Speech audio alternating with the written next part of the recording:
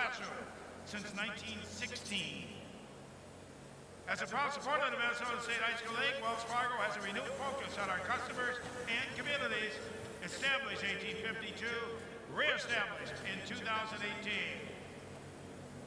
Hockey fans, tournament souvenirs are on sale in the concourse. We encourage you to stop by the official merchandise stand, get a commemorative t-shirt, a felt pin or hoodie. You can get your state hockey souvenirs today. And pick up the official state tournament program with the rosters for all the teams, plus a history of 75 years of Minnesota State High School hockey. Rosters for this game on pages 22 and 23 of your tournament program.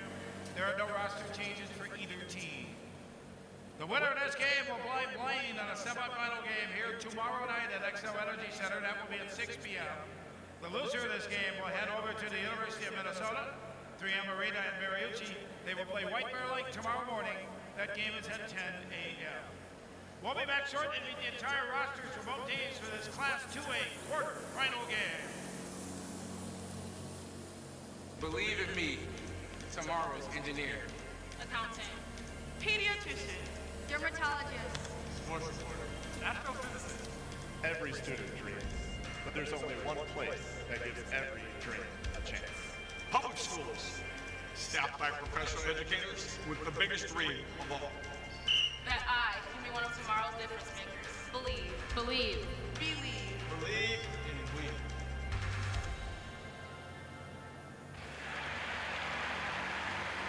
We Are the league. For more than 100 years, the Minnesota State High School League has been a national leader in providing educational opportunities for students through interscholastic athletics and fine arts programs. The league also provides leadership and support for the 525 member schools it serves. Minnesota ranks in the top 10 nationally with more than 235,000 participants. Each of the 38 activities reaches a crescendo at the state tournament level, where the Minnesota State High School League sponsors championships in athletics and the fine arts. The Minnesota State High School League is a recognized national leader in the fine arts with more than 80,000 students participating in debate, speech, music, drama, and visual arts. The Minnesota State High School League is proud of the legacy and tradition of service to the student participants of its 525 member schools. Who are we? We are the league! Minnesota, the land of 10,000 lakes and even more backyard rinks. Make your rink last all season with a high-quality liner from Blue Lake Plastics. We cut our liners to any size and ship out the following day, so there is no delay of game. Order today at BlueLakePlastics.com.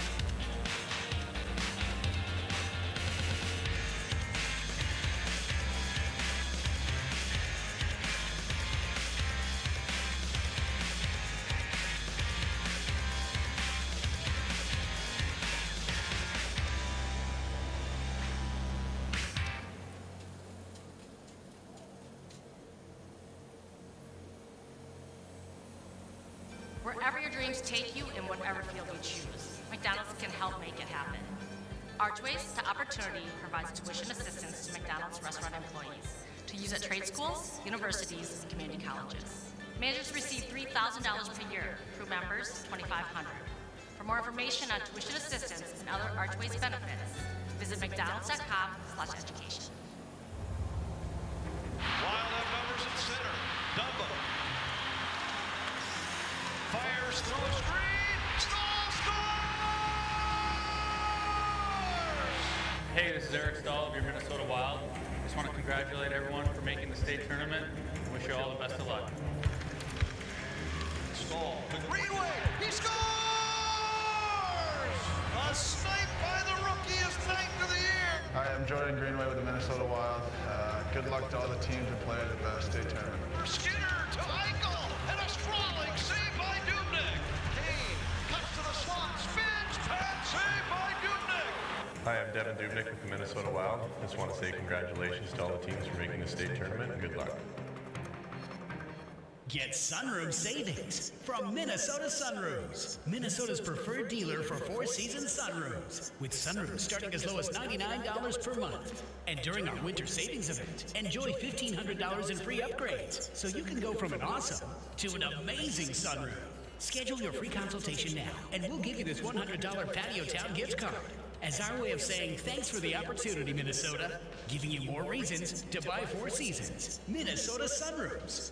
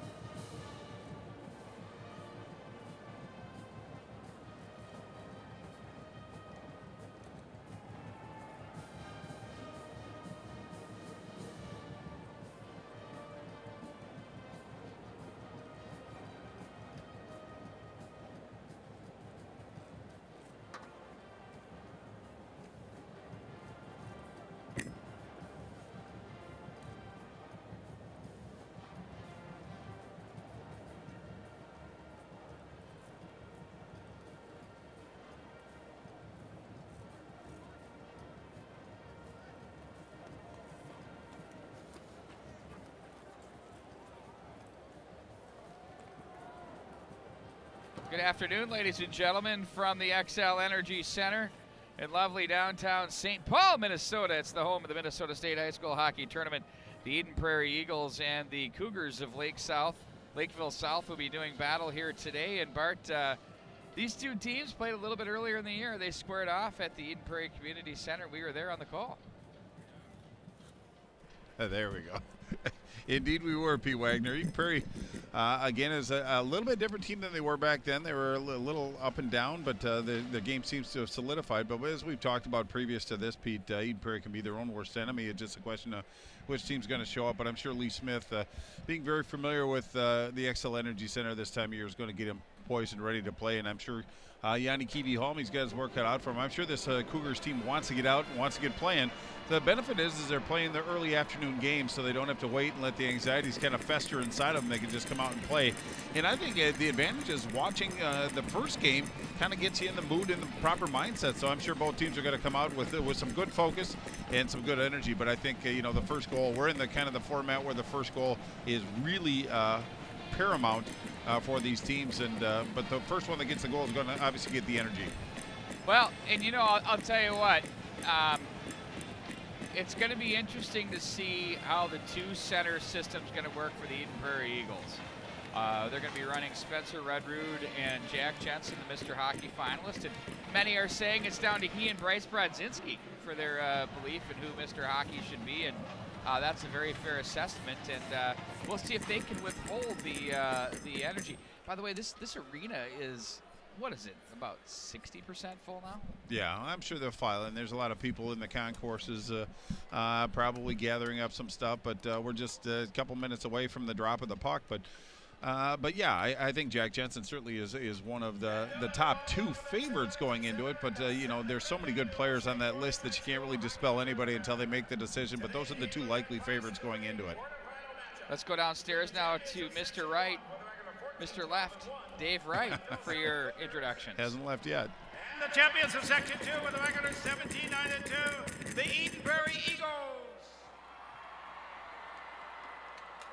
Now let's meet the entire rosters for both teams. First, let's meet Lakeville South.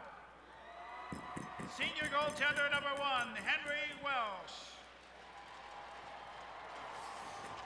Junior forward number 2, Tom Kroll.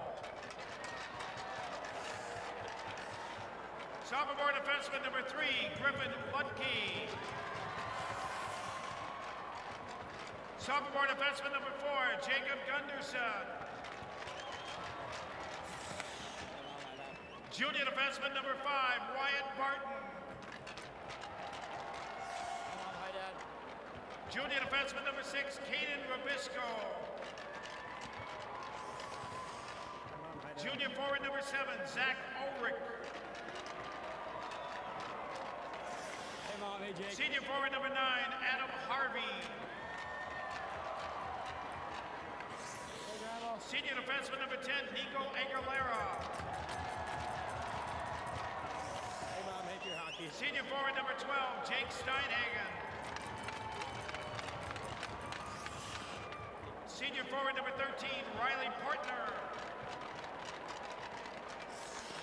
The Panthers have the cut-in mohawks, Bart Archer. I've never understood it, but we'll go back downstairs. Senior defenseman number 15, Sam Elaski. I mean the Cougars, sorry. Hey, Mom, hey, Dad. Sophomore forward number 19, Kate Arenholtz. Junior forward number 20, Ryan Williams. Sophomore defenseman number 21, Jack Malinsky. Hey, Gabe, it's them. Senior forward number 22, Tucker Schumacher. Sophomore defenseman number 23, Brent Johnson. Sophomore forward number 28, Cameron Bakke. And sophomore goaltender number 30, Cody Tyson.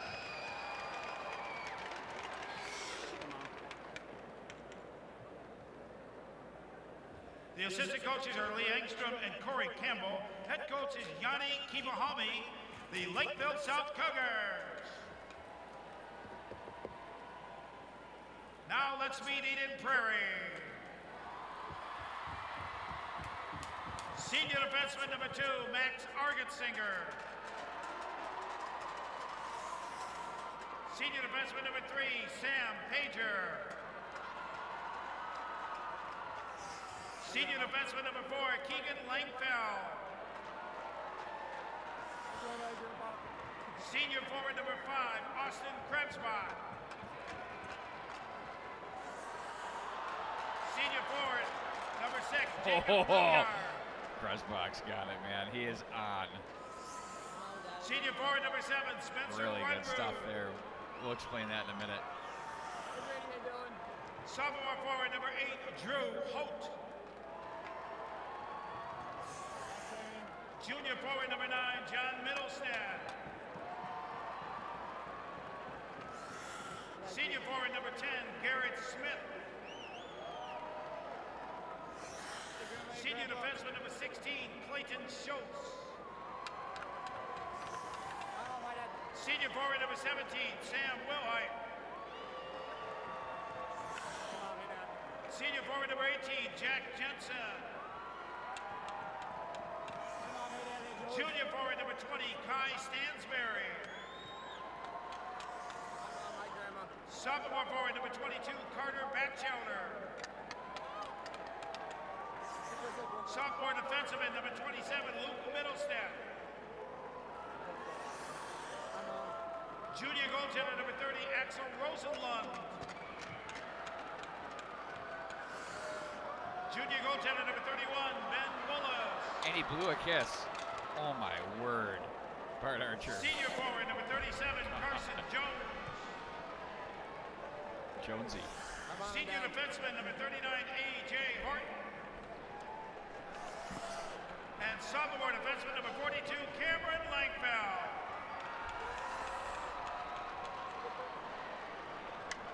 Well,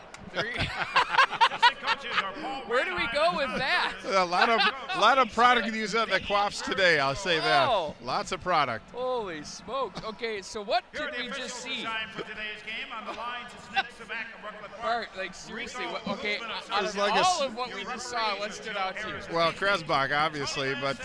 well, explain what we saw. That was incredible. I don't know if I can, to be honest with you, but... Well, he had the full goat, and it was real. Sponsored by Holiday Station Stores. It's like the salad bar at Old Country Buffet. It was legit.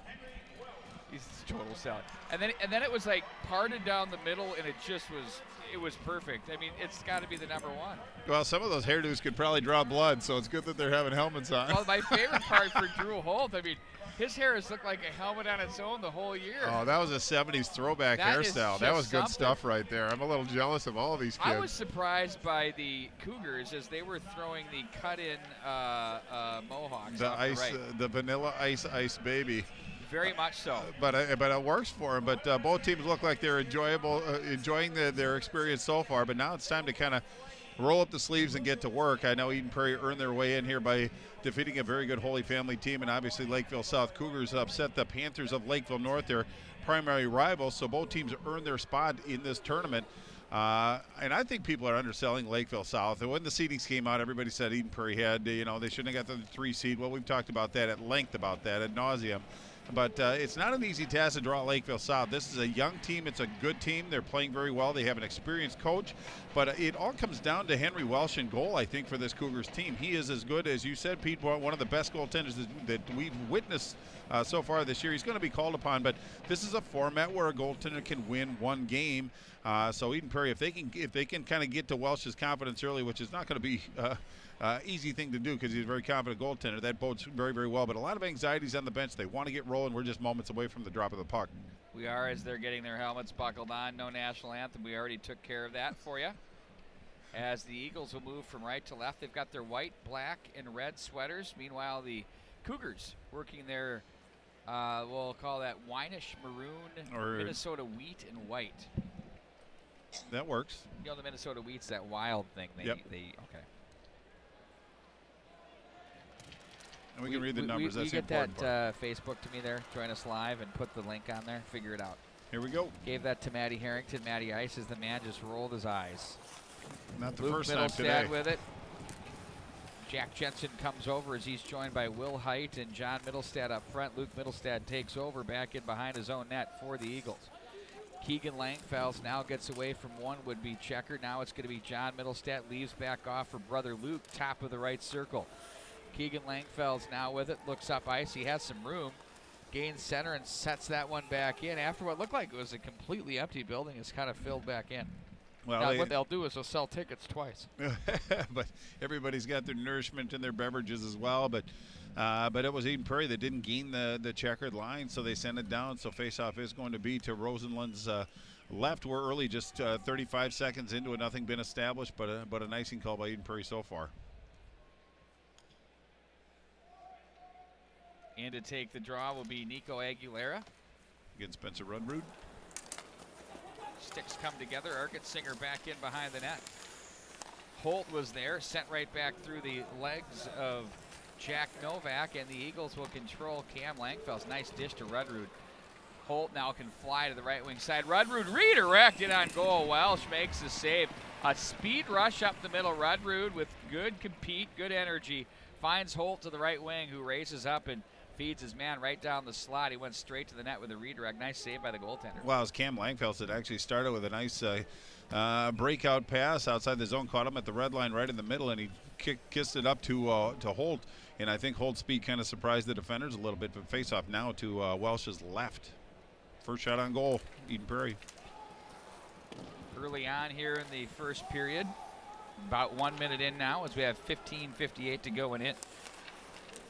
Rabishko was back in behind that, picked off Jones in front to Rudrud, tried to reach down and get it. Pager from the left point fakes the shot, dangles that one through the slot area. Carry him all the way up for Schultz, plays this behind. Jones is there. He's bothered on the play by Schumacher. And they play that one out front up to the line. Pager had to move his feet from one way to the other, couldn't get it. In on goal, Rosenlund plays that one off to the side as the Eagles will work it up ice with Schultz Schultz plays this on the stick of Smith, who's going to tuck that one back in behind. Jensen out now with Smith and Wilhite. Jensen back in behind the net. That hits the back of the net. Wilhite is there. Now it's going to be played back into the corner. Away it goes. Jensen looks up high. That was a shot by Schultz. Scores! I don't know if that was redirected or not, but Clayton Schultz unloads a howitzer from up high, and the Eagles lead 1-0 early on here in period number 1. Well, I think it was either John Middlestad or Wilhite that was going to grab that puck, but they left it for Schultz, and he put some good lumber on it. It may have been redirected, so we're going to wait for the official scoring on that one. But it just eluded Welsh, I think, down low. I think blocker side or glove side. We'll get a look at this. It was redirected by, I believe, a Cougar stick up and over the pad of Welsh. But it found the back of the net, the important part, off the post and in. So a bit of fortune for the Eden Prairie Eagles as they draw first blood. 15-11 left in this first period. Eagles up by 1. I think that might have hit Harvey in the high slot area. I think you're right. It should go straight up to Schultz, Bart, which will be his first goal of the season. Couldn't come at a better time for the Eagles. Grab that puck. Oh, that's right. Throw it overboard. Left wing now, it's going to be Keegan Langfells, knocked off his stick by Ulrich. And the Panthers, or Cougars rather, will play this one rink wide. Picked up by the Eagles. And it's Lakeville South that'll regroup. Aguilera knocked away from him by Luke Middlestad, and that got the line. They're going to say offside at it, as we'll face off of the center ice area. 14:40 to go. Well, from Jensen and Middlestad. But early in this first period, what the first goal does is it'll relax Eden Prairie a little bit, not to the point where they're comfortable in any way, shape, or form, but they can kind of relax, get that first breath out of the way, because sometimes the first goal in the state tournament is very hard to come by. Now the challenge is in front of the Cougars to answer. Played into the corner by Rudrud. He's a house of fire. He's jammed on the play, but doesn't deter him as Schumacher watches him. Played back in behind. Holt's going to try to muscle his way to the corner, but winning the race there and sent around the rail are the Cougars of Lakeville South. There was Brett Johnson on the play as Johnson comes back away with it, back up to the line away from Cam Langfells. Now it's going to be the Eagles. Argett Singer back in behind. Baki watches him. Off the boards for Holt, lost the handle. Baki runs into a would-be checker, swatted to center there by Cam Langfelds. Off the glass, back in behind, set up by Rosenlund for the Eagles as they regroup back in behind their own net. Argett Singer plays that to the far corner and gets it back from Cam Langfelds. Now left to right across center is Batchelder, who plays that one in. It's gloved down by the Cougars as they look to break out to the right wing side. Holt's going to gift that one off the end boards. Played away there by Sam Alaski as it'll be back up through center ice. Played away from Schultz as it's going to be gathered in by Pager as he carries behind the net. He better accelerate as he's going to be flushed out of there neatly by Portner. Now it's Pager across the line. He's going to let a wrist shot go that Welsh is going to make the save. If you want to get a line change, that's a great play. Well, and Pager not known to bring the puck out of the zone. He's a good first pass defenseman, but he lumbered it through the neutral zone and got a pretty good look on Welsh. The goaltender put a shot about 1.5 feet, 2 feet off the ice glove side, but Welsh handled that quite easily. So now both teams are going to take this advantage of the TV timeout and just kind of reset. If you're Lakeville South Cougars, I like their body language after they got scored on. You didn't see the shoulders drop. You didn't see really anything negative, so to speak. So really unfazed by that first goal. But Eden Prairie obviously got a little bit of a residual energy off that one and continued that as well. But Schultz's first from Jensen and John Middlestad early in this first period was the official scoring shots on goal so far. Eden Prairie with 3. And Rosenlund and Eden Prairie has yet to face a shot. So Lakeville South has got to get into the Eden Prairie zone and try to at least make Rosenlund make some saves. That's the challenge that's in front of them. 13-19 left in this first period. Eden Prairie up by 1. Well, Bart, you know, it does come down to, there's an adage. I know it's one that Tom Klein, who's one of the assistant coaches at Benilde St. Margaret, says he sometimes doesn't like it when his team scores first that quick. Yeah, I know that sounds crazy, but you get a false sense of security. Oh, this is easy. Well, I think that would be more relevant if it was the second or third goal relatively quick. But the first goal, I think, to me, it just takes a lot of the anxieties off your shoulders because you just wonder what's going to happen. But well, what he's saying is a young mind will say, well, that was easy. Oh. And then they forget about what they had to do to work to get to where they had to go. And so it's not that you don't want to score early. Sure. It's you got to be very mindful of it as a coaching staff and as a group. Well, I think it probably more relevant during the regular season, but I don't think anything's going to be easy from this point forward. Dispatching Tom Klein. No, not at all. I have a lot of respect for Tom. 100%. Not at all. Back into the corner now. Will more like 99%. Yeah, I would think so. Jeez. Lutke was there now. I'll report that to him for you. Don't. There's a wrist shot at on goal. You just walk me down that path, don't you? You just love doing that. It's an art. It's easy, too. EP with another shot that missed the mark, but it's hung on to by Welsh. They have a 3-0 shot on goal advantage. So far, they've had the chances, too, as well here, Bart, in the early going of this one. Well, it just seems like they're winning the races to the loose pucks, and they're maintaining possession even through congestion. So things look very good for Lee Smith and the Eden Prairie Eagles so far. Will Height reaches for a battle off the end boards. Kicked up to Keegan Langfels. Will Height now comes away with it. I'd say for Eden Prairie, their best game of the year had to be that win over Chaska at Braemar Arena in the semifinals. I mean, we've seen them play some good games, 2 of them against Minnetonka.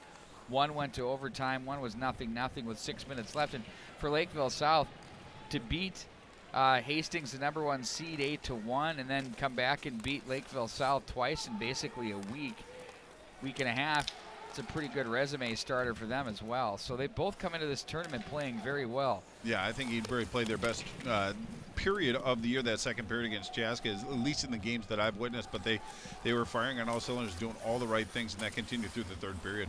Back in behind the zone it goes with Malinsky for the Cougars as he plays that one through center. Argetsinger bumps the boards. It's picked off by Lakeville South. They got to wait for Troops to jump back in onside. They do. Finally gain the EP line up high as the puck trickles to the line and back to center. Ulrich's going to regroup at center as he plays in front of the bench area, and it's going to be dumped in by Schumacher. Back to the corner it goes. Calderon is there, but the Eagles quickly separate him from the puck, and they work it through center. That chip pass from Holt to Batchelder misses the mark. Batchelder plays the body. That's Argetsinger to hold it in from the left point off the stick of Holt, and here come the Cougars back up through center. Across the line with Calderon, checked it, that's Bakke with the shot. Nice save by Rosenlund, his first of the game. Holt wanted to play this one through a pair of legs. Instead, it's going to be picked off by Gunderson and sent right back into the Eden Prairie zone and icing the call. Back down into Lakeville South turf we go with 11:23 to go. Well, we're really 5.5 minutes into it now. Is Lakeville South's first shot on goal. Rosenlund made a nice pad save, had to get down on his knees and make that save, but that rebound came out right in the slot area. But Eden Prairie, minding their defensive positions, really took what could have been a great opportunity away from the Cougars' face-off. Now to Welch's right. 11:23 left in this first period. Eden Prairie up by 1. Jones a face-off win. Jensen comes away with it. Schultz another shot. Ooh, that deflected off Jones. And then up off the netting. Welsh made a positional save. He was squared up neatly there as it came through. This kid is a tendy, man. He is a good goaltender. One of the captains. 13-11 and 1, 2.08 and a 930. That's a gaudy save percentage for him with 4 shutouts. But look at during the sections, it's .67 and a 977 save percentage. So he's actually getting better as this is going on. When it matters most. But you were right on that positional save. He did not have any chance to see that puck with all the traffic in front, but he was outside the blue down low, taking away the high percentage shots. So doing his job. A trying moment for South right now. They're kind of on against the ropes a little bit, but a good goaltender can keep his team buoyant while they work through this situation. Luke Middlestad up high with it. He's going to guide that one back in behind as Welsh will cut off as he gets some help from his defenseman Sam Alasky. Plays that through everyone. It's going to make it the length of the ice for icing. We're 6:01 into period number 1. Eden Prairie with the early 1-0 lead off of Clayton Schultz shot that deflects in off the post, and they lead 1-0. Well, you said Luke Middlestad's name. He's a defenseman for the Eden Prairie Eagles. We're going to say his name a lot today. 4 goals, 28 assists, 32 points, 1-3-4, 1 goal, 3 assists, 4 points during sectional play. So he's a vital member to the Eden Prairie onslaught offensively. Sends a hard shot pass to the slot area that hits a pair of skates, and wide of the mark it goes. Malinsky cut off by Lilliard. Nice play there at the line as it's the Cougars to regroup in their own zone. Ahead they go across the line. Oh, Schultz goes leather. He's a physical player as he knocks Novak down, puck over. But the Cougars get it back. Nice fortuitous bounce there as well. Schultz slides across. He's energized here, Bart Archer. You think? Sometimes you get that first goal, it gives you a little bit of energy, and you start having a lot of confidence in yourself, but really a competent play by the Eden Prairie defender. Eagles regroup, D to D, back up in their own zone from dot to dot. It's going to be Luke Middlestad with it. Finds his man, Batchelder, across the line as that hits the stick of Ludke. And they're going to play this one to the left wing side to the Cougars across the line. Cam Langfels takes that pass away. Nice pass to the slot from Schumacher. Baki rather, trying to find Schumacher. Now it's going to be Batchelder at center. Nearly gets away from his man, that's Steinhagen. And offside at the line. 9:48 to go. Tonight's coverage presented in part by Optimal Goalie, Tradition Companies, RJM Construction, Sportsman's Guide, and Brew Pub Pizza. Lots of Matza Pizza right here. Our official sponsors for the state high school hockey tournament coverage at the mnhockey.tv. Be sure to check out our website, Bart. We have plenty of articles. I've got the diary going. We've got a podcast. Did you update the podcast, Matty Ice? It's on the website under podcasts on Hawk Dish. Good stuff, Bart. Oh, indeed, and a lot of activities. One good indicator for if a team is ready to play in a state tournament game is how they handle their own zone. So far, both teams being very responsible and very efficient in their own zone, but I really like the zone exits for Eden Prairie. Very efficient, getting speed through the neutral zone with possession, and really forcing this Cougar team to either step up at the blue or to kind of hunker down. But Eden Prairie has far more offensive zone time. Shots are only 4 for Eden Prairie, 1 for Lakeville South, and we're under 10 minutes to go in this period, so a little tight to the vest. But Lakeville's doing a pretty good job of contesting the scoring areas. I'm talking about the dots and in. So far they're forcing Eden Prairie to the outside, but Eden Prairie's not shy about taking shots from bad angles or from their defensive position. But Lakeville North didn't come out with the energy I think that Coach Keevy Halmy wanted, or at least the effectiveness, but they're starting to seem like they're getting their game. They had a little bit of offensive zone time before that whistle. So face-off going to be center ice. 9:48, as we said, left to go in the first period. Eden Prairie up by 1. Coming up tonight at 6 o'clock, we're going to have the Hornets taking on the Moorhead Spuds, which could be the game of the night. Or could it be the St. Thomas Academy Cadets and Duluth East Greyhounds? I think you got 2 games in the evening that are really good matchups. It's going to be a lot of fun. Must see TV. Join us. I know. Off the boards it goes, behind the net. I knew it was going to happen.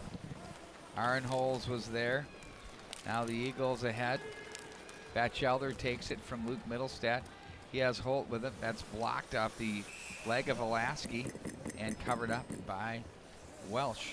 Wow. Kind of a plotting here start to this period. Well, it has been. I mean, Eden Prairie came out, as you said, and got the first tally on the board, but then it's kind of got a little muddy from that point forward. But first period in the first game of the day was along those same lines a little bit. Blaine might have had a little bit better flow, but it just is a good team contending each and every zone, and that's what the Cougars are doing. But Eden Prairie looks very comfortable, and they're very poised with the puck. They're not giving it up early, so that's a good sign for Lee Smith and his coaching staff. Jones to draw, Rudrud to Cam Langfels. He goes rink wide to the right point to Pager, who tucks that one back in behind the net. Ludke is there. That was Argetsinger, rather, that played the right point there. The 2 and 3, and their bodies look exactly the same. It's classic. Back behind the net. Rudrud, now they're going to play it up to the line. Argetsinger loads up the wrister, deflects a couple of times through, misses the mark. Cougars gather it in, outlet to the left wing side for Ulrich. They'll find an opening. That's going to be Aguilera to play back in behind the net. They'll cut this one off as Rudrud comes away with it. He looks up. He had Jones angling. Now he finds Smith with it across the line. He checks that one back in behind the net. Offside. Rudrud gets there, and they were offside at the line. Kind of a tough spot for that feed to get to Garrett Smith. Well, indeed, and I think it was Carson Jones that just was in a step ahead of the play, so it's going to be whistled down. They waited a while for that whistle. But outside the Cougar zone, 8:34 left in the first period. But again, the Cougars having trouble getting out of their zones. Eden Prairie taking great angles on the forecheck and getting on them in a hurry. One thing Jack Jensen does, among the many things he does well, Bart Archer wins faceoffs. Right. Clean win there as the Eagles go to work in the offensive zone.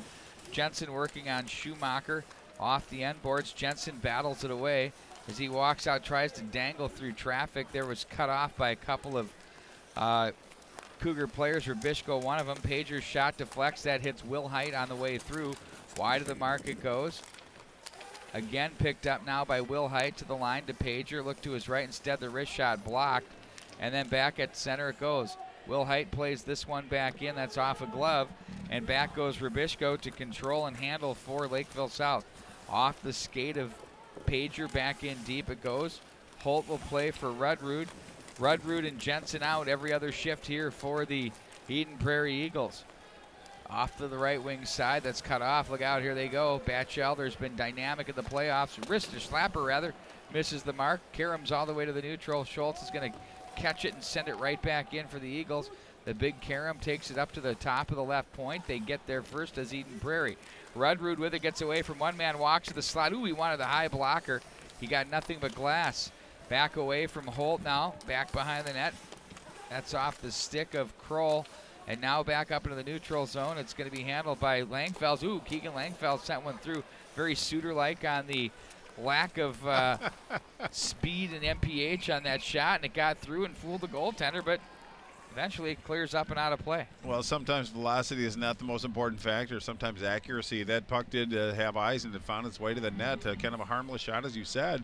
But as long as it gets to the net, but Eden Prairie doing a good job of really bottling up the zone and not letting Lakeville South at least even chip the puck out of the zone so they can regroup. So Eden Prairie's all over them. Luke Middlestat bumps this off the boards. And over they go with it. Novak played down. Brister, that's blocked again. Nice job by Smith to keep it alive. Keegan Langfels to the slot. There's Jensen turnaround shot that's deflected up and out of play. Well, it was a good busy stick. It was a nice sequence by Eden Prairie getting the puck to Jensen high in the slot. But I believe it was Lutke that actually ramped that one up out of play with a busy stick. Boy, trying to cover Jack Jensen is not an easy task, but Lutke did a nice job of using his stick to get a whistle, get a regroup. Jensen looked at that face-off and wanted to go through the legs and carry it through, but that was stopped there by the defense. Now it's Luke Middlestat as he gets hammered on the play by Ulrich and offside at the line. Boy, they're waiting a while to call those whistles on the offside. I thought it might have been a penalty, but Lakeville South actually. Ulrich did too. He looked around like, what? Yeah. But Lakeville South trying to get into the zone, but hence, you know, you have to pay particular attention. You're not going to get too many opportunities against the Eden Prairie squad, so when you get one, you cannot shoot yourself in the foot by being offside. So pay particular attention to stay onside so the play can continue. 6:15 to go in the first period. On the stick now for Aguilera. It's funny that the crowd in these first round games, it's a very subdued, almost exhibition type of feel. You know, it doesn't feel like the Eden Prairie Community Center or Haas Arena in Lakeville where it's just popping, you know, right. Because a lot of people here just love hockey and they haven't thrown themselves into a team yet that are not from the communities. It's interesting. No, it'll be a little bit different tomorrow, but you're right. It's kind of a feeling out process, but everybody just kind of soaking it up. We've been waiting for this day for a long time. It started yesterday and continuing on today, but I'm sure. Is it what you expected? No, I thought I'd see a little bit more representation, a little louder, but again, we've seen some pretty good hockey. Rudrud to Wilhite, looking back for Rudrud, and that one's offside at the line. Boy, that was a close one. Referee or the linesman in great proximity to make that call, so now the faceoff's going to be outside the Cougar zone. But again, what I said about Lakeville South, it's going to echo true to Eden Prairie. You get the opportunities. They just limited themselves. It would have been a 3-on-2 opportunity, but again, the offsides stops that play in its tracks. Faceoff's going to be outside the Cougar zone, right in front of the Cougars bench. 5:49 left in this first period. Eden Prairie up by 1. Shots on goal, 5 for Eden Prairie. Still only 1 for Lakeville South, so not a lot of shots on goal, but that just means both teams are doing a good job of protecting the middle of the ice. Indeed they have. Today's coverage presented in part by RJM Construction. They did the great work where they put together the Trier rink on top of a parking ramp. Lots of infrastructure had to work there. It's very good. Check it out. Of course, don't forget about the Rock in St. Louis Park, the Hopkins Pavilion. They do remodels or they start from scratch. All of those have fit into one of those categories. Sportsman's Guide, they've got their big KFAN Beyond the Pond show coming up on Saturday, March 9th. That's from 10 to noon. Be sure to stop on by, up to 60% off. Merchandise within the store. They've got a 400,000 square foot warehouse where you can go ahead and look things up. They'll pick, pull, and deliver right there for you. And then also you can chill with Lou Nanny and the team. Pat Nicoletti, our good friend, will be there as well.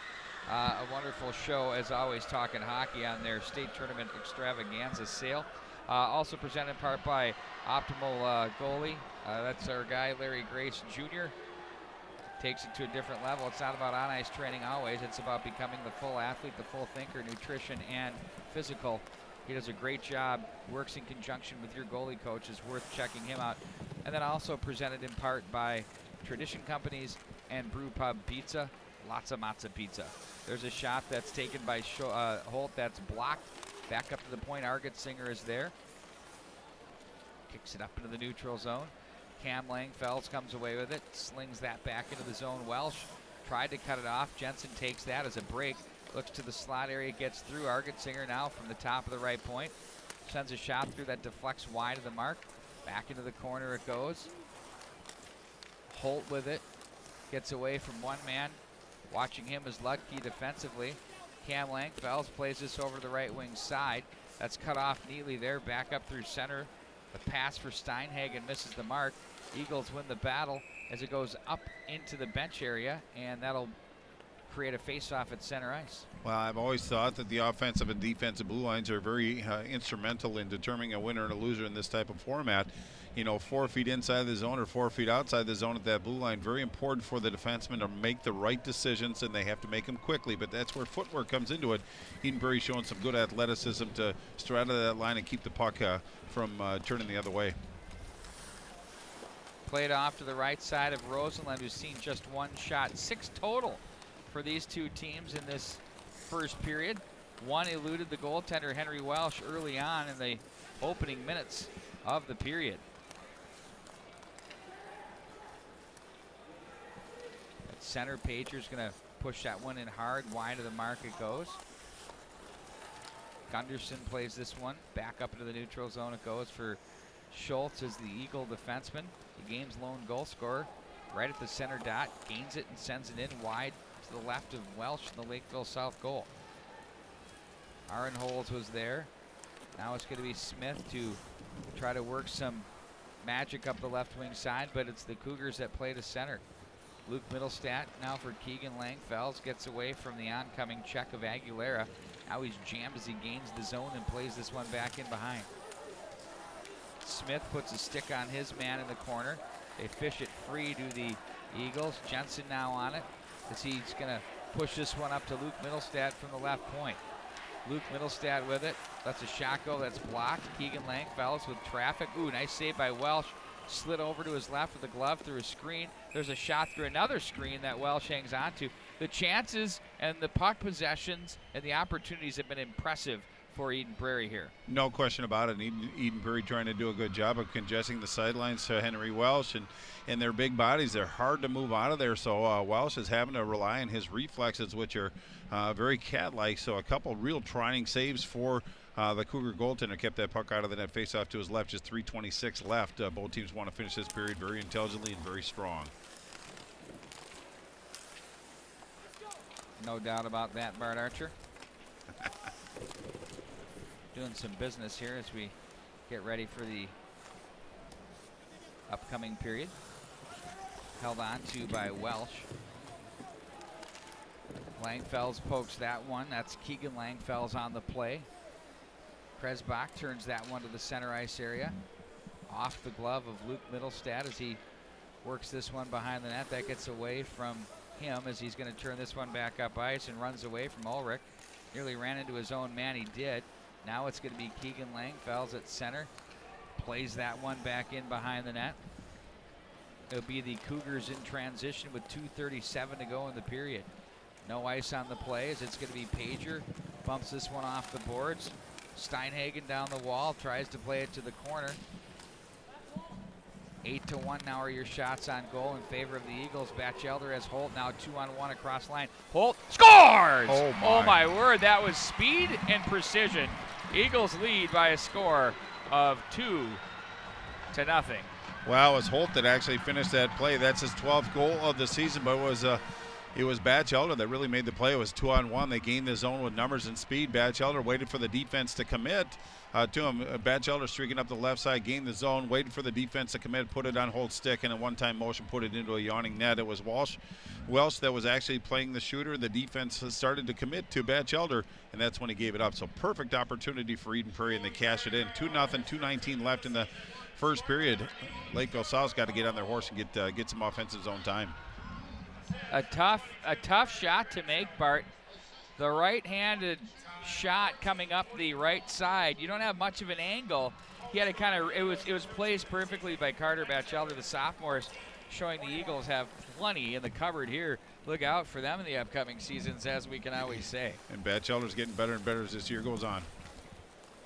Played back into the corner. Batchelder looks out front as that's poked away from the top of the crease from Welsh, and now it's Arenholz with it. He stood up on the play, but taken over by Harvey. Rosenlund steers this one off the boards and glass with $1:49 to go in the period. That one's taken away again. Who else but Carter Batchelder across the line. He finds John Middlestad. He's been on fire in the playoffs. Cuts to an open angle. The left-hand shot from the right dot as that rolls up and out of play. Well, as Batchelder once again gained the zone, this time on the right side, dropped it for John Middlestad. He worked it out to the middle, trying to get some space and get a better angle on that shot, but ramped up and out of play. Got the look he wanted. I thought he could have walked it in a little bit farther, but up and out of play, initiated by Eden Prairie. So outside the Cougars zone, 1:35 left in the period. Pager now will take it from the left wing as he puts that in on goal, as Welsh will hand it off to Alasky from the left side. Up the left wing wall it goes for Novak. Through center they go. They'll cut back through 1-on-3. Pager gets it. Now it's going to be 3-on-3 through center. Smith, he tried to find Jones. It was behind Jones, and it's going to be Ulrich to gather in. At the Eden Prairie line, it's going to be Schultz, who's stopped on the play by Ulrich.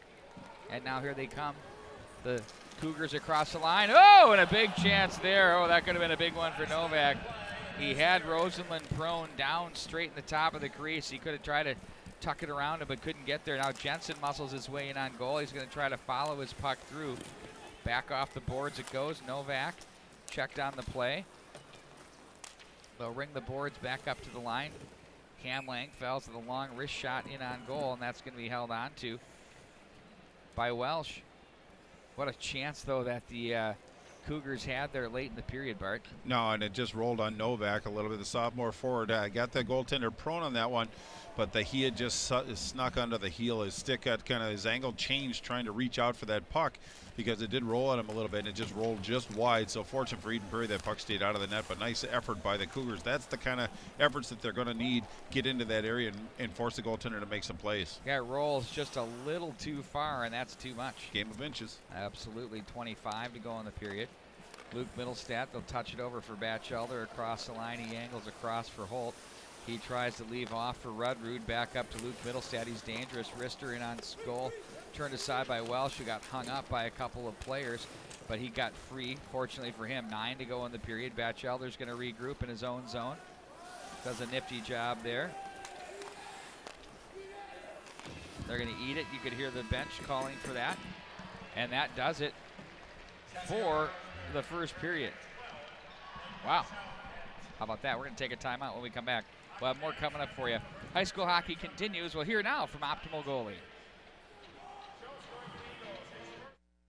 High school hockey tournament action continues, section and state tournament playoffs. And we're going to talk some goaltending, near and dear to my heart, with Larry Grace Jr. from Optimal Goaltending. And he is, I think in my mind, folks, got it all figured out. So as you're driving to the XL Energy Center and listening to us, or if you're at home listening, or you know a goaltender in your family, friends, or it could be your son, daughter, or you're a board member or a coach, this is going to be a discussion, I think, that's going to be very interesting and have a lot of impact on the position, which is a little bit, it's always been a little bit of a mystery. Wouldn't you agree? Welcome aboard, Larry. Good to see you. Hey, thanks, Pete. Yeah, it's a huge mystery for everyone. It is a huge mystery from the perspective of what is it? How does it work? You and I kind of come from the same background, where we had the great late Warren Strelo, who was very technical. And he had changed the position and how it was played. And obviously it's hybrided into this and that and the next thing. But there's a component that I think we think is the same. And you brought up a story about how when you were in high school, you didn't think about what you're eating, and now you are. So what you've got is more of an off-ice setup for what you do, as opposed to just, Robotronic type of goaltending coaching. Can you talk a little bit about what you do and how you got to it? Yeah, so what I do is I focus on everything off the ice. It can be anything from performance training, which most people would know as strength and conditioning, the mental part of the game, and just daily preparation. It could be for families who are on a limited budget and said, we want to give our child every opportunity to be a better goalie. How do we do this with this amount of money? So I deal with a wide range of things off the ice, and the whole goal of the program is to give every goalie an opportunity to be the best goalie that they can be, not be the best goalie. And so it's important for me to take everything as an individual and not just as the position of goalie. So you talked about making them stronger, helping them become stronger, maybe not necessarily in every capacity. There's certain areas that you will focus on. So can you talk about, I think you said there's 3 components for what you do. Yep. So it can be different for everyone. It could be the same for 2 goalies. If we're talking about maybe a high school goalie, they're looking more at the performance side of things combined with learning how to be a goalie. And what I mean by that is take away the game itself, but everything you do leading up to the game and how that's going to prepare you to perform. When we're talking about a younger goalie, maybe a squirt peewee goalie, we're working on building an athlete here. We're not worried about can they do the reverse VH, can they do a butterfly, how well do they push. I want to create a great athlete. I feel if I create a great athlete, the goaltending coach can then build a great goalie. Let's go into the athlete part of it as you hone in on a great athlete. I don't want to give away your secret sauce, yep. But what are some of the things, areas of the body that you focus on to create that great athlete? It's a great question, and I look at it differently. I feel that creating a great athlete is using games at the youngest levels, not anything specific for goaltending or even the sport of hockey itself. Taking a young boy, young girl, and forcing them to be an athlete. And what I mean by that is I'll give you a simple example of what I do with some of my younger kids. And we play a game that I call goalie volleyball. And what I've done is I've taken a court, shrunk it down with cones, and we have a center line. We don't have a net or anything like that, and we use a kid's bouncy ball. And the whole object of the game is for the team of 2 to get the ball back and forth over the line using any body part. So they can use legs, feet, hands, head. And what I'm trying to do is force them not to think like a volleyball player, not to think like a soccer player, but think like an athlete and react to what is happening to the ball itself and working with your teammate. What type of growth have you seen in young athletes? Because it's sometimes, and I've been in coaching environments where, God-given fast twitch muscles, there's things that work for people and others that don't, and some you just say, well, I don't know if we're going to get too much out of this one here, but we'll do the best we can. God bless him, great kid. But how much can you maximize out of athletes or goaltenders from various levels of tools that they give you? The tools that they give me, I can take and maximize them by 100. If they're committed to it and they have a passion for it, they're going to get a ton out of this. Just like anything else in life, if you put some into it, you're going to get something out of it. Now, I'm not going to sit here and tell you that every goalie that works with me is going to make it to the NHL, but I guarantee that any goalie that works with me will be a better goalie tomorrow than they were today. And that's all done by thinking of everyone as an individual and not a goalie. What do you think goaltenders today's biggest need from an athleticism perspective is? Is it in their feet? Is it in their hips, hands? What is it? That's a very interesting question. And I did recently just speak with a college goalie coach who had a really unique perspective on this, where he brought up, if we look at European goalies, they have great feet because they play soccer all the time over there. And if you look at American goalies or North American goalies, they've got great hands for the most part. And so when he talked about that, it really resonated with me that that's what I'm trying to do. I want complete athletes who use their hands, use their feet, use their brains, use their eyes. They're not robotic. The one thing I've heard from several goalie coaches from the NHL down to the youth level and everywhere in between is that goaltending has become too robotic. And they have a hard time with some goalies because they are so robotic, like a computer program, that they can't get out of it. And that's really the sole purpose of what I do, is developing an athlete who can then be a goalie that doesn't rely strictly on robotic movements. Well, there's no such thing as a formula on a 3-on-2 that's changing and evolving in speed and tempo and pace and where they're going to go with it. I've watched goalies in practices, they square up and the thing's in and they're on their knees and they're looking around, they're looking at their shoulders, they're looking at their hands, and they're going, well, I did everything perfect. How did it go in? And but that's not what we're talking about here. And so it enhances the tools of the other goalie coach.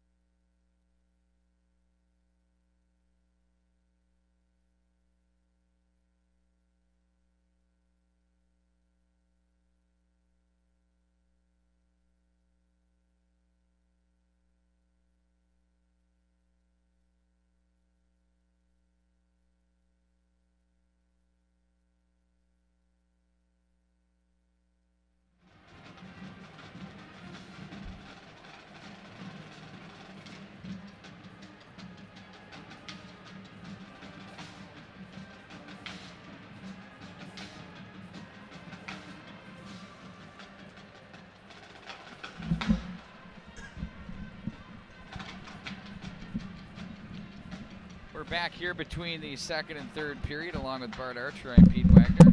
Ooh, wow, does that get loud? Hold on. There we go.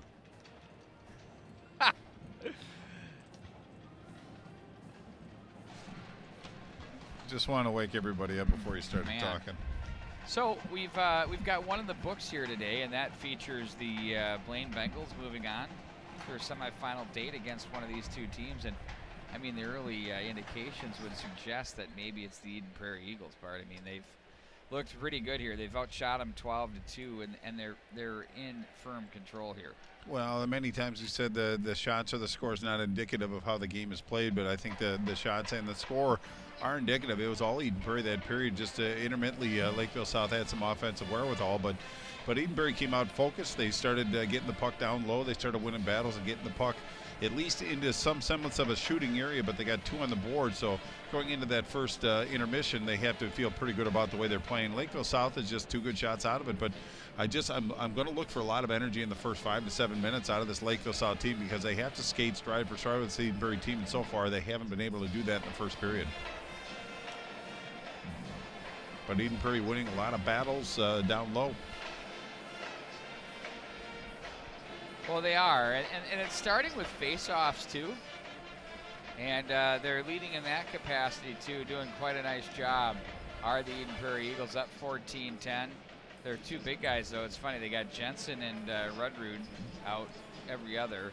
It's 8-4 for Jensen and 2-5 for Rudrud. No. But the rest of the way, you've got Middlestad, Bart Batchelder, Stansberry, Jones all picking one up. Well, and Spencer Rudrud really has come in and played a whale of a game so far. He's winning the foot races, #1, but he's winning the physical matchups as well. He's creating some space, stick side check, so he's doing a lot of things very, very well to help his Eden Prairie team move forward. But you're right, it does start at the face-off dot.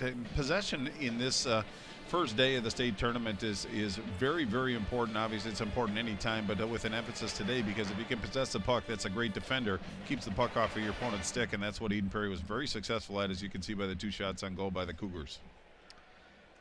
Indeed, and we're waiting for them. We got about 4:20 to go before the start of the second period.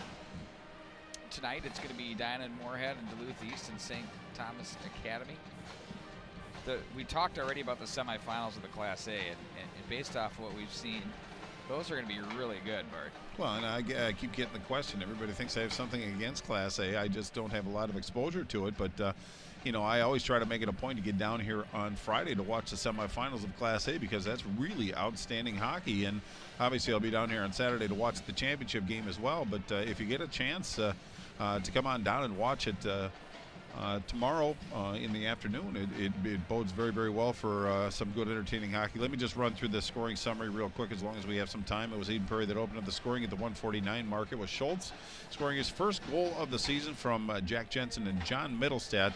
And then at the 14:41 mark, it was Batchelder who fed the puck to Holt for a one-time redirect. Holt scoring his 12th goal at 14:41 shots on goal that period, as we talked about. Eden Prairie 12-2 advantage, and they have the advantage on the scoreboard 2-0.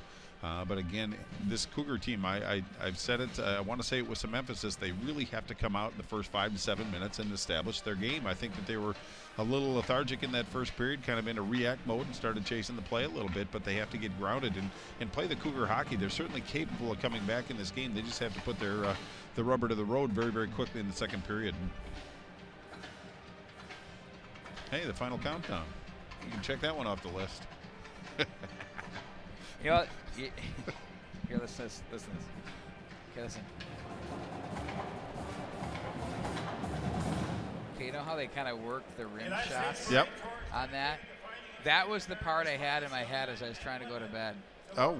I couldn't get that clacking out of my head. Well, you know, you hear it for 8 The to 9 clacking. to 10 hours. I know.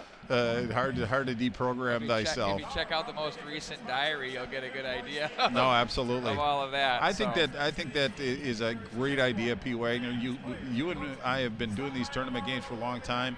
You're very well vested. Your opinion, your point of view is, I think, invaluable to the people that just want a little bit deeper insight as far as the goings on to what not only mnhockey.tv is all about, but the state tournament at the high school level. So I think it was a brilliant idea on your part.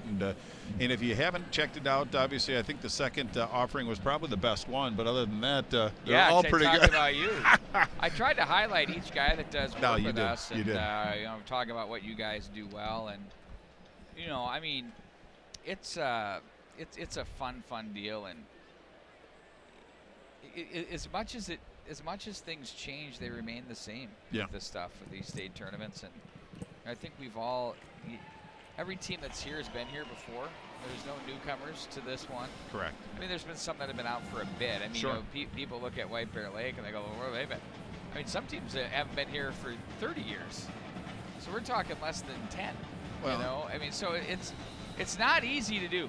That much we know. Well, and it's in 2010, 2011, last time White Bear Lake was actually in the state tournament, but that doesn't mean that, you know, between then and now that they didn't have good quality teams. They just ran into a Bill Leckner coach, Hill Mary Pioneer team that just was equally as good or perhaps better on a given day. So it's not like if they haven't been here for a while that they haven't had good programs moving forward, but only 8 get to come to this in the Class AA and 8 in the Class A. So there are a lot of teams on the outside looking in, but every team that has achieved the state tournament so far has earned their way here, and Eden Prairie showing that they're not done yet. They got a lot of hockey to play, but it's up to Lakeville South to show some character and some resolve and get back into this contest. They're only 2 good effective shots down, but the way Eden Prairie's playing defense, that's easier said than done.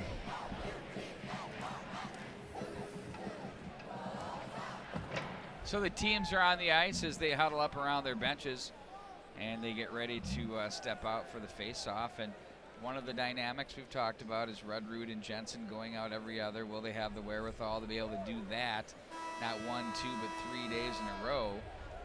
What's that going to do to their motor, and how are they going to be feeling? And, you know, I mean, I think too much can be made about the TV timeouts part on one token, but I think on the same stretch, it's a helpful thing too. Well, especially if your bench gets a little shorter, you have a different philosophy going into it. But I think today it's going to be okay for Eden Prairie. But I look at tomorrow, perhaps if they play tomorrow, and perhaps even Saturday, where it might have a bit of a negative impact as far as all the ice time. But 2 good players on the ice on their lines.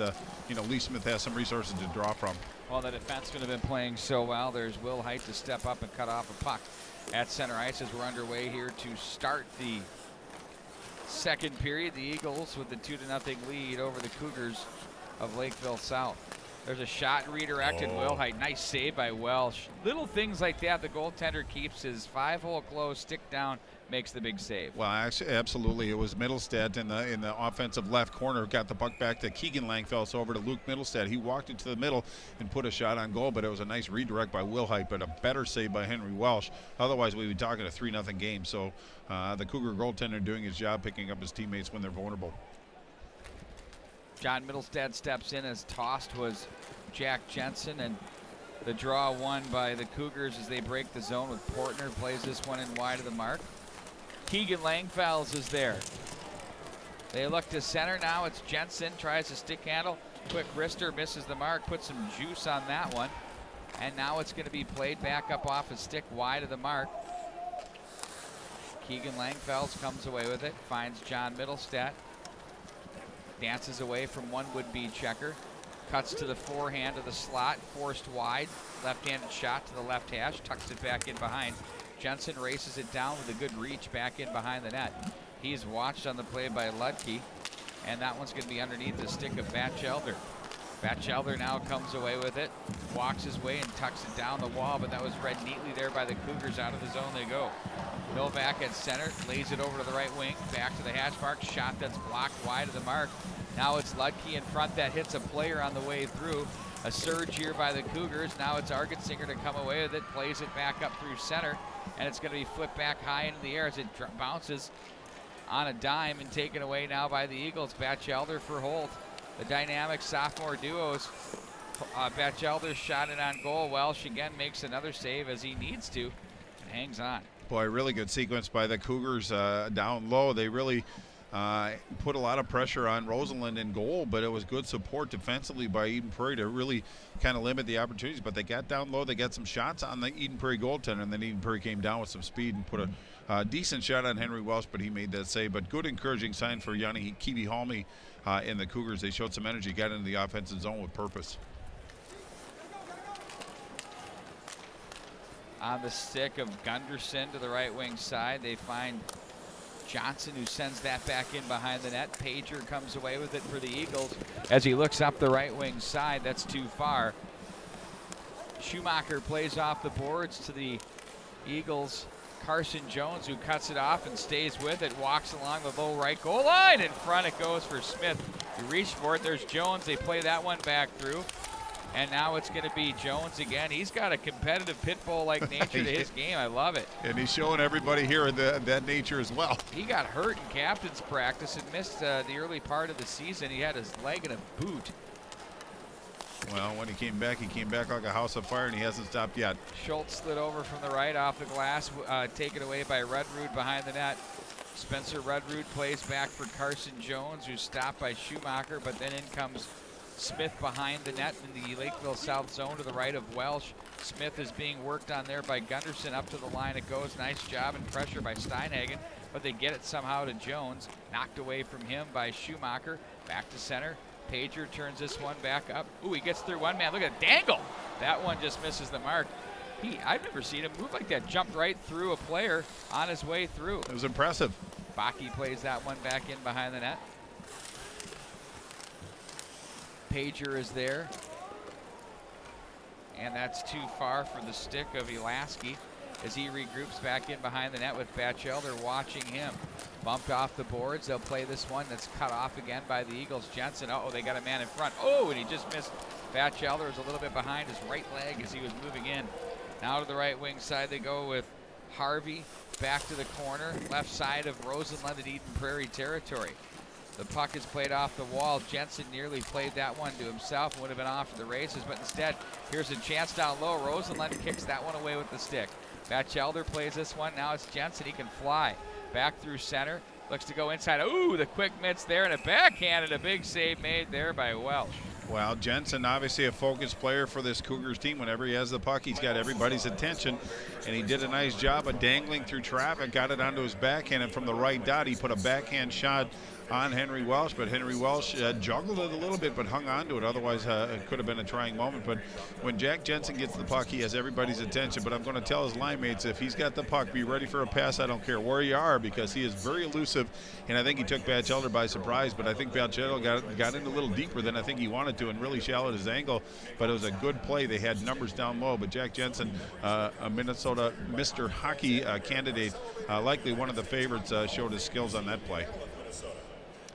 Well, we saw one in the first game that featured, of course, Bryce Brodzinski. Now we have Jack Jensen here, and we're going to have a couple from Edina coming up as we're going to take a look at Nevers and Jungles.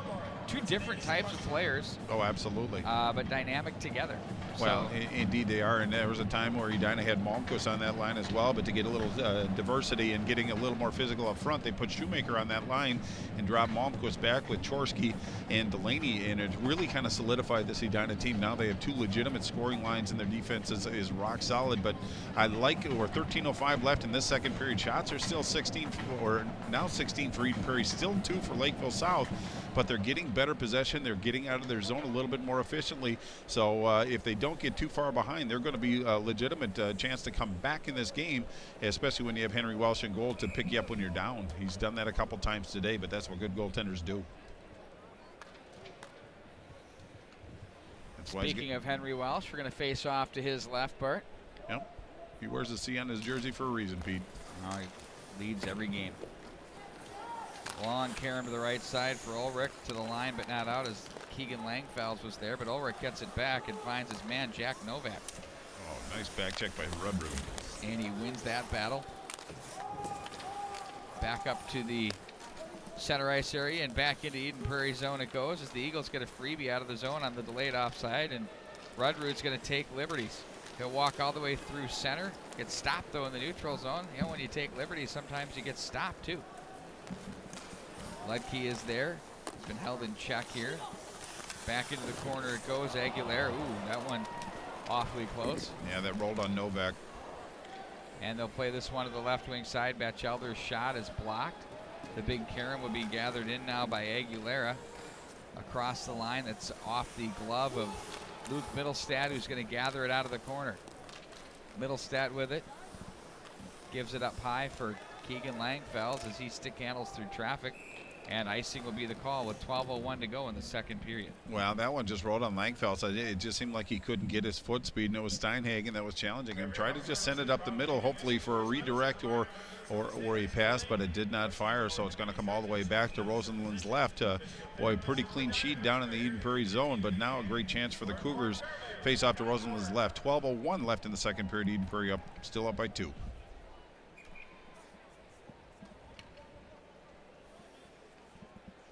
Jones is getting a lot of draws here because Jensen and Rudrud have been tossed like every other face-off. Well, it's nice to have some depth. Isn't it? Jensen turned right into that Schumacher check, which forced the turnover. And now it's going to be Cam Langfels. Oh, they bumped that off the boards. Red toward Argetsinger by Schumacher. Baki comes down. Now it's Jones with it. Off a pair of skates. Jensen gets it 2-on-2 across the line. They got a trailer in Argetsinger. Jensen puts on the brakes, try to feed it through the slot area. Gets it back out of the corner. He's checked on the play. Now Jensen gets it back, top of the circle. He's dangerous here, loads it up, shoots. Oh, pad save. I don't think Welsh saw that till it hit the pad. He knew he had to hit the butterfly and was positionally sound again. Jensen from the same spot, gets by one man, lays it back over to the left side. Oohs and ahs. Big check by Jensen off the corner. Ooh, a jamming check by Jones. And up and out of play. Whoa, 2 big hits there. We're getting the physicality rolling here from the XL Energy Center. Well, and Jones and Jensen are pretty strong individuals, but if they can turn up the physical part of this game, obviously it's going to soften perhaps this Cougar team up, but they, no worse for the wear. They just jumped right back up. But Jensen with a nice little dangle fest in a lot of congestion, put that puck on a doily, but nobody there. I'd like to see Jack Jensen shoot the puck a little bit more, Pete. I think he's almost too unselfish, but he's got a rocket first shot, but it was a great save by Welsh on a earlier bid by Jensen.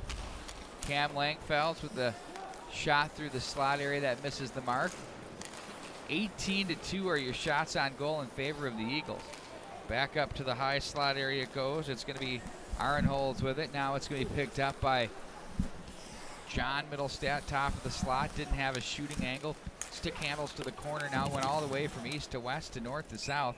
Trickles in on Welsh as he's going to drop down from the right post and cover that one up. Well, ever since they moved John Middlestat to wing, his confidence has seemed to grow, and the responsibilities maybe off his shoulders a little bit more, so he can focus more on the offense. But he's been very patient controlling the puck. He's a very skilled young player, but it seems like since he got moved to wing, his game has actually moved a step forward and raised another level, and that bodes very, very well for Eden Prairie Eagles fans. Face-off win by the Eagles as they'll tuck that one back in behind the net. Out of the zone go the Cougars. Nice play there. Ulrich had it. Now it's the Eagles back in possession as they regain up with Cam Langfels. Bumps the boards, try to find John Middlestat. That's stopped there by the Cougars. But the Eagles force the turnover. John Middlestat backpedals in his own zone.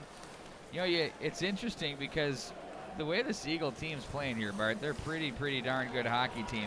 And you get a sense there's a chance back the other way that some people are kind of discrediting them a little bit because they've got 9 losses. You're hearing that. Look at the schedule. Well, and who are the losses against? I mean, 5 of them come 9. Between Eden and Minnetonka, and a lot of teams have lost those squads. Yeah, nobody's perfect on the season either this year. So it's like, wow, these standards are different. That just means they haven't watched many Eagles games. They're not getting the respect they're due, and they're aware of it, and they've got an edge. And they're going out to earn it. Oh, no. That could be scary for the rest of the combatants. Indeed. Schumacher with it. Pickpocketed with a poke check by Jensen. Batchelder is there. He got muscled there on a nifty play by Malinsky.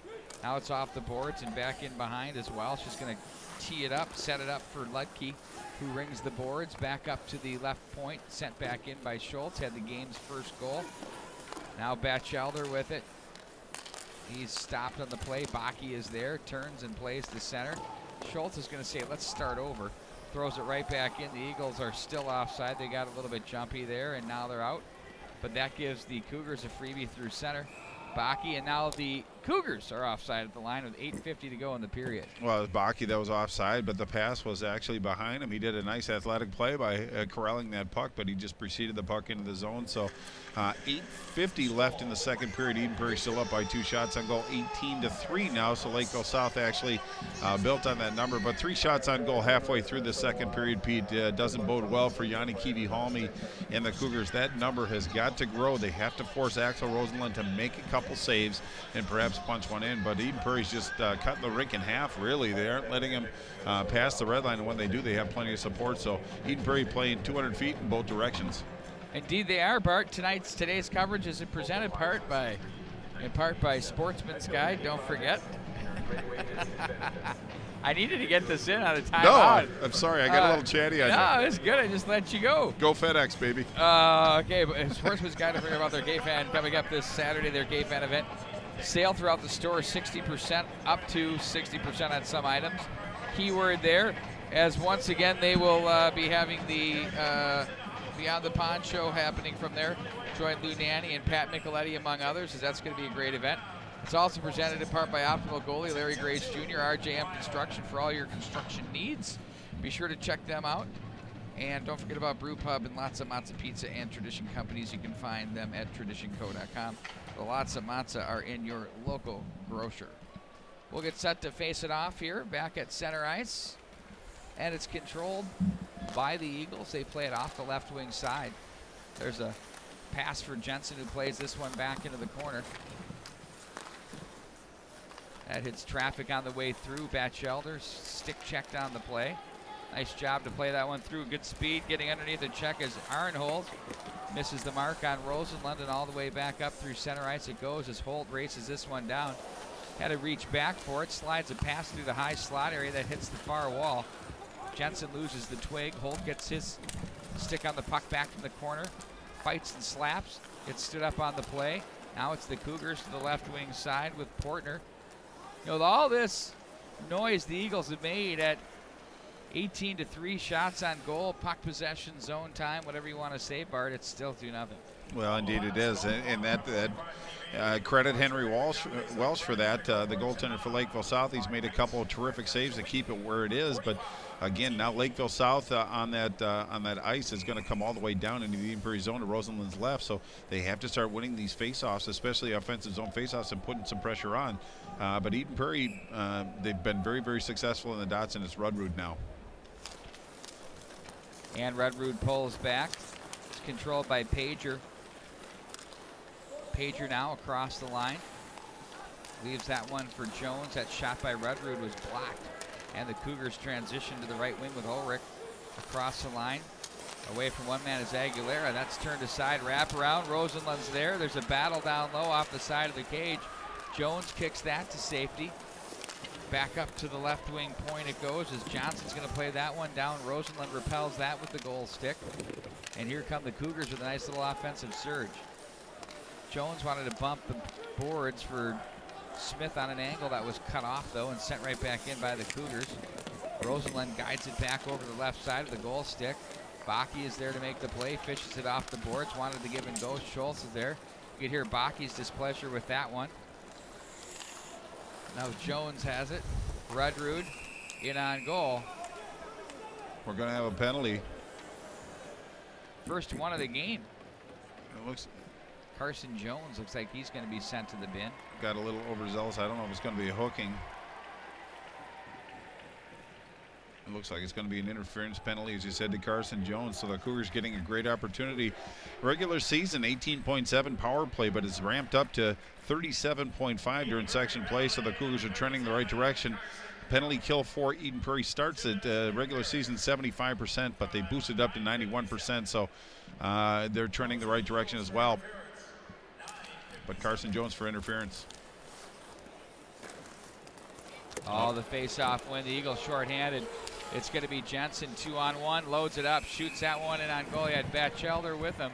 And Welsh came out and challenged and covered that one up. Well, I think Jensen made the right play. He's a left-handed shot on the right side, so had a good angle. And it was Ludke that was actually trying to cut off that pass to Batchelder to take that variable away. But nice job by Welsh to come out beyond the blue and challenge one of the best shooters and finishers in the state of hockey.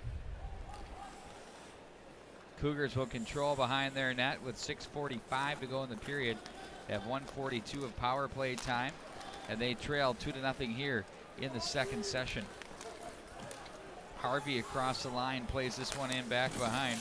Portner was there. Nice job, and to get some help from Harvey to regain possession as the Cougars survey it back in behind the net for Calderon. He'll play up to the line for Ludke. Back down to the corner. Ludke gets it back. Top of the right circle. Nope. Gives it back into the corner. We wanted to find Harvey as Aguilera is there. And now it's picked up and played out to the right wing side. Nice job by Jensen to take that Batchelder feed. Ooh, he tried to find Batchelder down the middle. That just missed. Good defensive posture by Ludke as he got inside the receiver. Over to the right wing side. Jensen was going to play it to himself. He gets Batchelder instead. Ooh, those two misfire at the line. They're being too giving. Be selfish, guys. Here come the Cougars back in across the line. 42 to go in the power play. 5:40 to go in the period. The Eagles find an opening. Send this one the length of the ice. Welsh will guide it over to the right, back in behind the net. Checked on the play is Ludke, watched by Holt. Holt's been a little house of fire here today. He's not the biggest guy, but we've seen him and Batchelder, Bart, all year, and I just feel like they've just gotten better and better, and I think the infusion of Carson Jones into their lineup has made a difference. Shallow angle. Back up to the line it goes. Left side, Gunderson plays over to the right, top of the circle. Backpedaling with it was Alaski.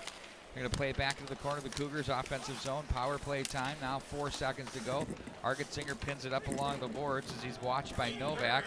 And now they'll step back on with Jones. He's going to go right back into the zone and free things up. Ooh, they couldn't get the breakout because a big check was thrown there. There's a shot. Blocker pad save made there.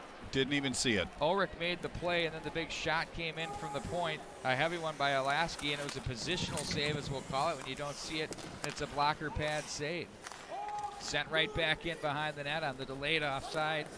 Eagles are good now, and they'll work it to the left wing side. Oh, there's a chance to the slot save. Nice job there by Welsh, stopping John Middlestead. To the right wing they go, off the glass to center. Schultz plays it down. finds an opening and sends it back in behind. Welsh is going to gift it off to the left wing side. Smith gets it, try to force that one through. 4:15 to go in the period. Back into the corner now. It's going to be Will Height as he's bothered on the play. Will Height, nope, turns it back into the corner. John Middlestat there, gives it back to Will Height, who runs away from him to the far corner. Now Will Height turns, muscles his way to the net. Nice save by Welsh. Didn't give up his territory off the right post. And it's the Cougars that find an opening and send it the length of the ice. Well, another big save by Welsh on that one. That time it was on John Middlestat. Middlestat found the puck on a stick all alone at the left hash and let that shot go. But once again, Welsh comes up with a big save, picking up his team when they were vulnerable. But pretty good sequences by the Cougars, a couple minutes ago. But then it's Eden Prairie just playing that shutdown defense, getting the puck out of the zone and coming back down and reestablishing themselves in the offensive zone. So Eden Prairie hasn't wavered a bit, but we're seeing some life and some offense out of this Cougars team. But they're going to have to build on that. Shots on goal, 22 now for Eden Prairie and 6 for Lakeville South, so they've actually increased their total by 4 this period with just 3:55 to go. That number still has to grow, but at least they're getting some encouraging, at least some shots on Rosenlund, and Rosenlund made an outstanding save, position only, but that's what goaltenders can do. They can use their intuition and get in the right spot, and it could have been a goal for Lakeville South, so Eden Prairie goaltender, when called upon, is doing his job. It's tough, when there's been play around him a little bit, but they're not getting through, or you're just basically moving and you're skating side to side, and then all of a sudden, bang! Here one comes through, and you better be square and ready. And like that blocker pad that just came up, he didn't see it. You're right. You just picture the goaltender having the hands up, and boom! It hits the blocker. It's like, oh.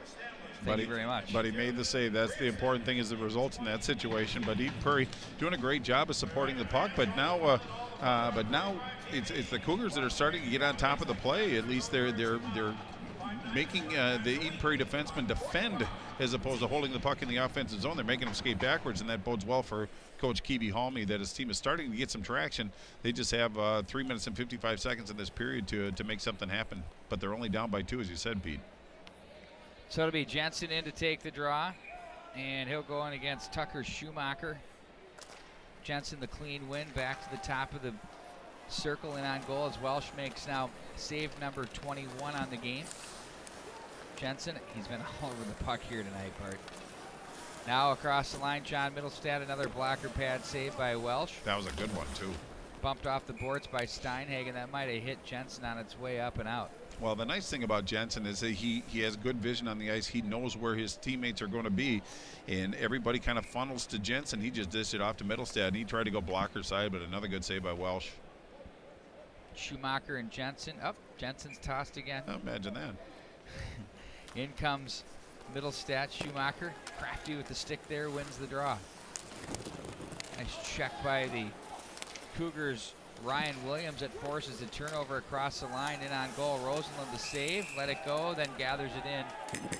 Got Sprawls to his right and covers that one up. Well, and Eden Prairie taking a little exception. Rosenlund outside of his crease. He's outside the blue, and just continuation of the play. They kind of roughed him up a little bit, so Eden Prairie defenders taking exception to that. But, Cougars have had better scoring opportunities, but that was a good point-blank look from high around the hash marks right in the middle. So Rosenlund made a nice save, but that was probably the best shot, or at least opportunity for Lakeville South. A good clean shot anyway. No penalty, no harm, no foul. I think that's the appropriate call for what transpired. Totally. Let's decide this stuff 5-on-5 best we can. Let the kids do it. Or the young men. Turning and shooting, nice job there. Was Aaron Holz with an opportunity. Sent right back in, wide of the mark. Keegan Langfells gets it to Luke Middlestat. Puck rolled, he couldn't get it clean to Holt. But there's some support, and Luke Middlestat is there to the line. Lucky, nifty move, keeps it alive. Ooh, nice save by Rosenlund from right to left. Got the pad out and got the glove there with it. Batchelder plays that through. Here comes Holt. He's going to be cut off by Lutke. Nice play by the Cougar defenseman. Eagles try to push it down their left wing wall in the offensive zone, but it's the Cougars that play it rink wide and over to the far side. Back in behind the net, behind Rosenlund, and the Eagle goal is Eden Prairie. Keegan Langfells carries through center, gets away from one man, plays to Holt across the line. Langfells shot misses the mark. It's going to be Rudrud to gather in back behind the net, rolled up on him, hit the back of the net, but gets it back. Rudrud stood up on the play by Malinsky, And now it's going to be Luke Middlestad, or checked that that's Batchelder. That was checked on the play. Novak is there. Tries to force it up the left wing side. Here come the Cougars. They got a man in front. They chip a pass. Score! Oh, boy. What a sauce. What a berry. It's now 2-1 Eden Prairie, and the Cougars battle their way right back into this one. Well, it just seemed like they had the numbers. It was a nice, patient play, and that was Aguilera that actually drew the defender in. He went down, got himself a little vulnerable, and just a nice little sauce pass up and over. And I think that's going to be Griffin Ludke with his 5th goal of the season, but that gives him a little energy. Now it's a 2-1 contest, 2:10 left in the second period, but Lakeville South got exactly what they needed, and that's a little reward for a lot of hard work. Now it changes the complexion of this game. It'll be interesting to see how Eden Prairie responds in the final 2:10 of this period. Oh, went off Rosenlund off the chest and in. Just a one-time shot from the right dot, the right offensive dot for Lakeville South. Went high under the bar. Rosenlund did good side to side, but just couldn't contain that puck. But a big goal for the Cougars. That was a terrific pass. I mean, that thing brought some rain. I mean, he laid it up there, buddy. Well, it was the patience, too. He waited and waited and made it at the appropriate time. You're right, had some soft mitts on that one. Now Jensen behind the net. His team now had their lead cut in half to 2-1. Back in behind the net, left wing, the Cougars. We'll see how they respond here. Eagles, Jones and Smith at the line. Argetsinger cuts away from one man. Looks down low for Jones, walks in front. That got away from Smith. He gets a stick on a man. Now it's going to be Schumacher across the line. 1:35 to go. This one misses the mark here in the second period. Well, I like the way Eden Prairie responded after that one. You know, you're up by 2, you're cruising along pretty well, and all of a sudden the team punches one in, and sometimes you go into a bit of a shell and play a little bit apprehensive, but they haven't missed a beat. They're right back to playing Eden Prairie Eagles hockey, so that has to be a good situation for Lee Smith and his coaching staff. But you can just tell, look at the bench. The bench of this Lakeville South Cougar has energy. Everybody's up and engaged now, and that's a little different than it was in the first period. Now it's Ludke. It is 2-1, folks. Our system is locked up a little bit here as far as our scores are concerned, so we will have that adjusted eventually. Well, 1:20 left in the second period. Now an icing by Lakeville South, so another opportunity for Jack Jensen or Spencer Rudrood to get thrown out of the circle and have the secondary face-off guy come in. That's a joke. Just kidding. Yeah, why don't you just start with the secondary? Right. It's like the Wild. Just give them a goal when they say let's play hockey. They're doing something there with their feet that they're not liking. Yep. Or their hands, one or the other. Well, I think it's more the feet. I just think they're cheating a little bit, trying to get a better angle. Keegan Langfells plays that back in behind. John Middlestat was there momentarily. Luke Middlestat pinches down as Wilhite comes over with 1:09 to go in the period.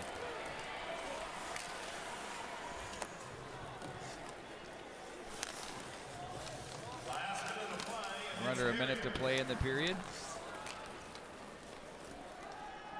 As it's going to be Ludke cut off in the neutral by John Middlestat as he tried to find Rudrood, and here come the Cougars back at center across the line. They'll touch this one for Rudrood. Ooh, quick touch pass for John Middlestat, who's got speed to the left wing. Leaves back for Rudrood, muscles his way toward the goal mouth area. Welsh the save, and he covers up with 33.2 to go in the period. Well, it was a nice play by Middlestat. He actually grabbed the defender and brought him with him and dropped the puck back to Rudrood. And Rudrood, from a bit of a shallow angle, worked his edges, got out front, tried to go short side on Welsh, but Welsh did a nice job of maintaining his positioning on that post and kept that puck again out of the net. Jensen to draw. That in against Aguilera. Eagles from the right wing side. That's shoveled at there by Batchelder with 24 to go in the period. Back in behind from the corner. 2-1 your score in favor of Eden Prairie. They had 2 first period goals. 25-10 are your shots as the Cougars respond here late in the second period. That's setting up what will be an interesting third. Heavy check there by Langfells off the end boards. 4 to go in the period. Eagles with one last rush across the line. Jensen tries to work his way and send a feed to Batchelder. And that does it here for the period part, but we have a good third period coming up in about 15 minutes. Don't go away. More coming up right after this.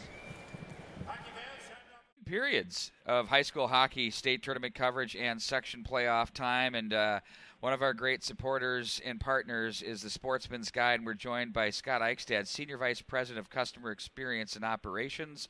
He's got a big job with a very big company that's located in South St. Paul, Minnesota. And, Scott, you had an event last year called the Sportsman's Guide Beyond the Pond Sale.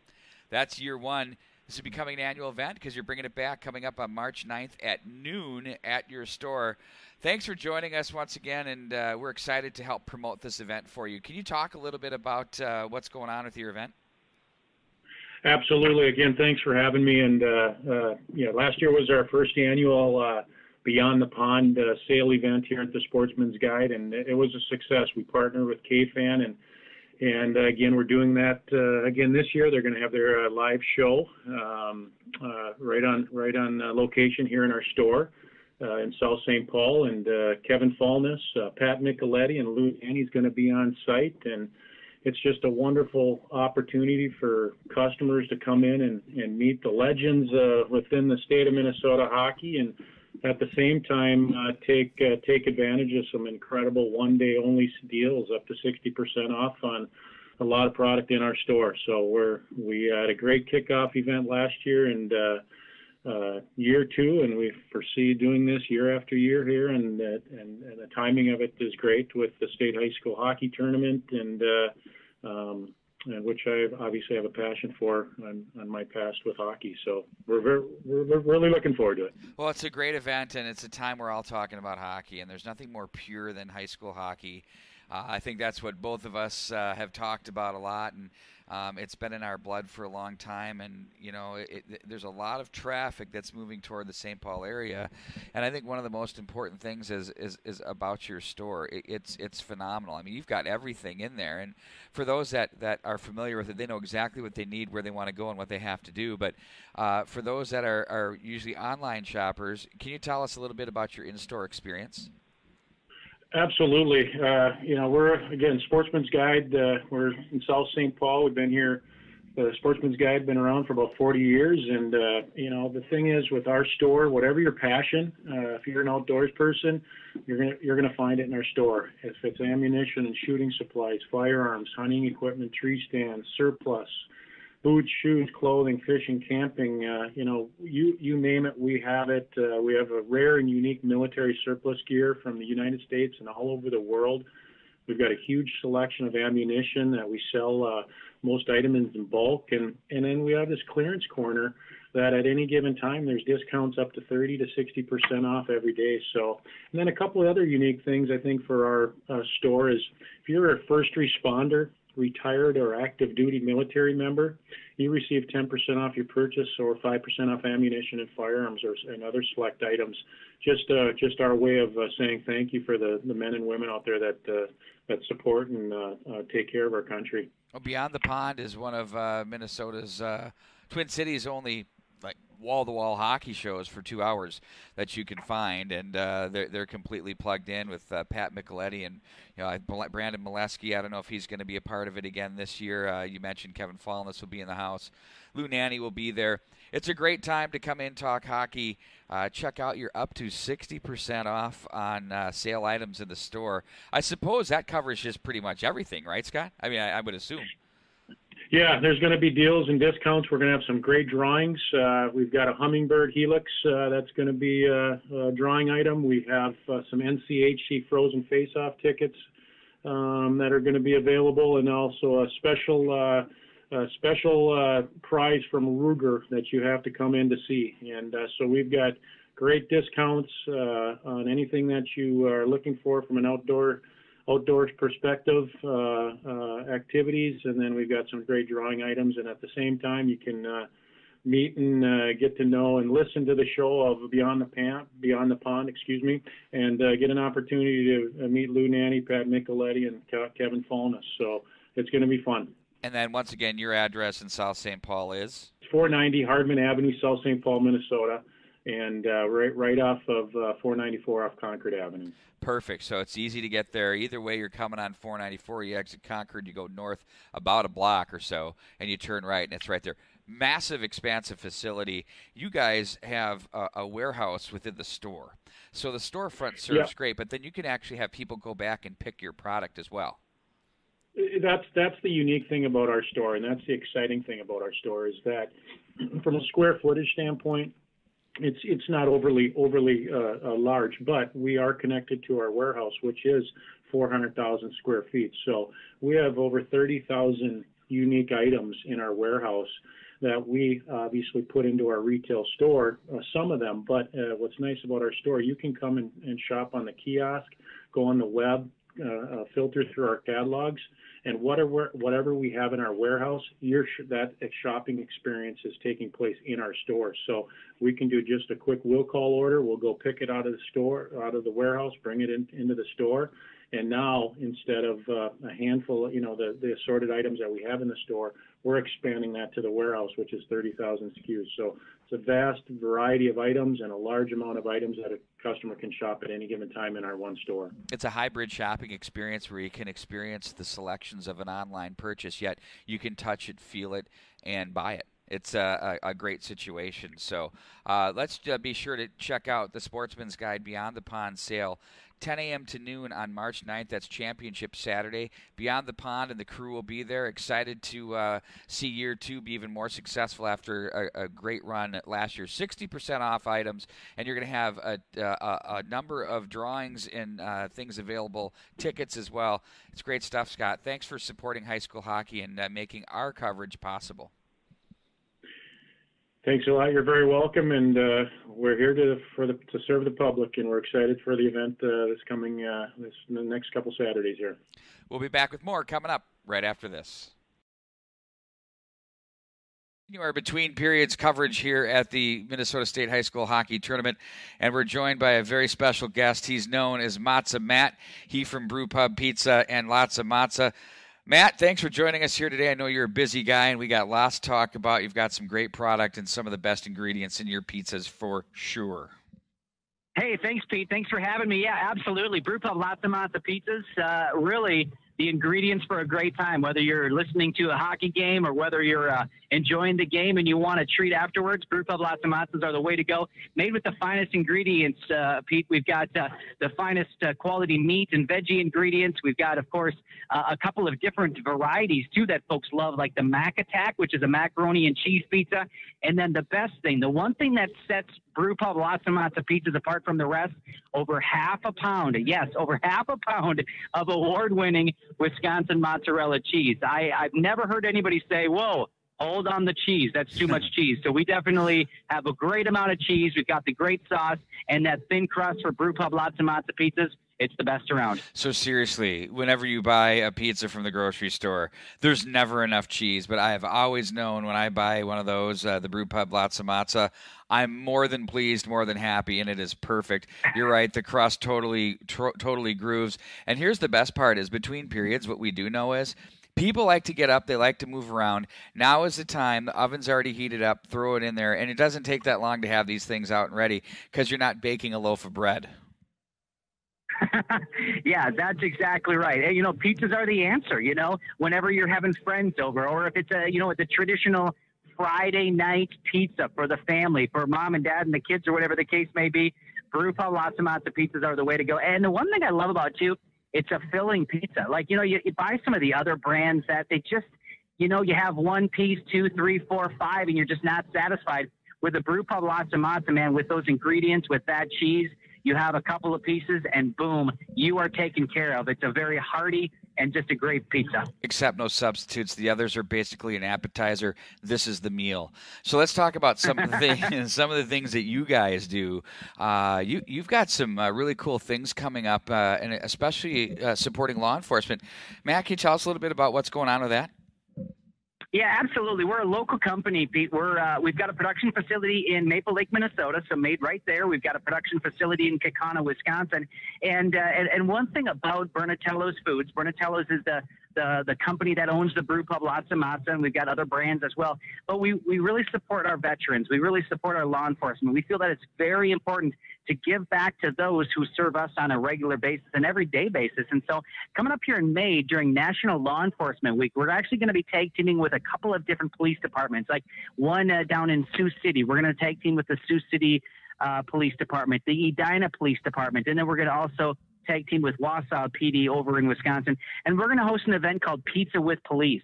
The public is invited to come out, purchase a slice of pizza and a soda, and then we're going to donate that money back to a nonprofit organization. For example, in Minnesota, it's going to go back to Minnesota Law Enforcement Memorial Association, and they help pay for the funerals of men and women who have lost their lives in the line of duty. So a phenomenal organization, and we love giving back to veterans as well. So again, just a couple of groups of people that we really love to take care of. That is absolutely incredible and great stuff by your organization. And how can anybody that's listening to this support and be a part of that? Yeah, absolutely. Well, you can first of all go to your local grocery store and pick up a brew pub Lots of Matza pizza all over the Twin Cities area, actually all over the upper Midwest, extend down to Kansas City, North Dakota, South Dakota, etc. So check us out online too. You can go to Bernatellos.com or brewpubpizza.com. And first of all, get yourself a delicious pizza, and then check out our webpage and find out when we're going to be at an event near you. We do a lot of country music festivals during the summer. We're going to be involved in a number of different things in Minnesota. So we're really excited to continue to get out there, shake hands, and let people experience a brew pub Lots of Matza pizza. Fire that webpage past us real quick. Yep, it's brewpubpizza.com. So you can go to brewpubpizza.com, and then you'll be able to follow us there. And, of course, on Facebook, too, at brewpubpizza. And then finally, those of you that are part of youth programs know that the Brewpub Lots of Matza, Bernatello's, obviously the parent company, provides a great fundraising opportunity. And a lot of our listeners are parents that are on boards or coaches or leaders of youth organizations. Tell us how they can make money selling your pizzas for their organizations. Yeah, this is so exciting. Everybody, families have a great opportunity to raise some funds for their youth teams, for their youth organizations, and it's so simple. So we, Brewpub Lots of Matza, we tag team with a local grocery store. Folks that are involved with the team or the organization go out and sell coupons, and then those who buy the coupons can bring it into the grocery store and redeem them right there. So your kids aren't delivering the frozen pizza. So, I mean, I'm sure it's happened before where you forget about the pizza and then before you know it, it's in the back of the car and you forgot to take it to Sally's house. That's not how it is with our fundraiser. So, yes, again, check it out. Check out more information at our webpage, Bernatellos.com or brewpubpizza.com. And we've got a lot of great information there on our fundraising. It really is, and it's helped out a lot of teams. Edina, I know, Youth Hockey Association and their high school does it as well. So, check it out. It'd be great for you to come on board. That's awesome stuff. You don't turn the youth players into your delivery drivers. Instead, as we go to the store, we can pick it up and enjoy great product. Matt, be safe. I know you're out and about, and you're a very busy guy. Thanks for joining us here with the State High School Hockey Tournament coverage. Have yourself a great day, buddy. Thank you so much, Pete. Appreciate the time. We'll be back with more high school hockey coming up right after this.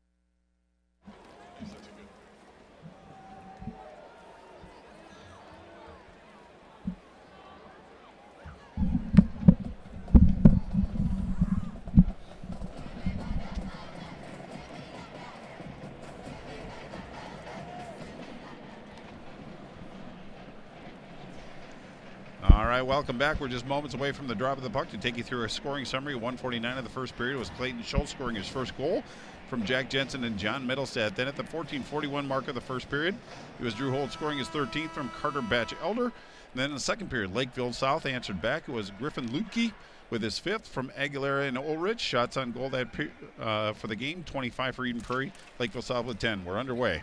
And we are underway. What should be quite the third period.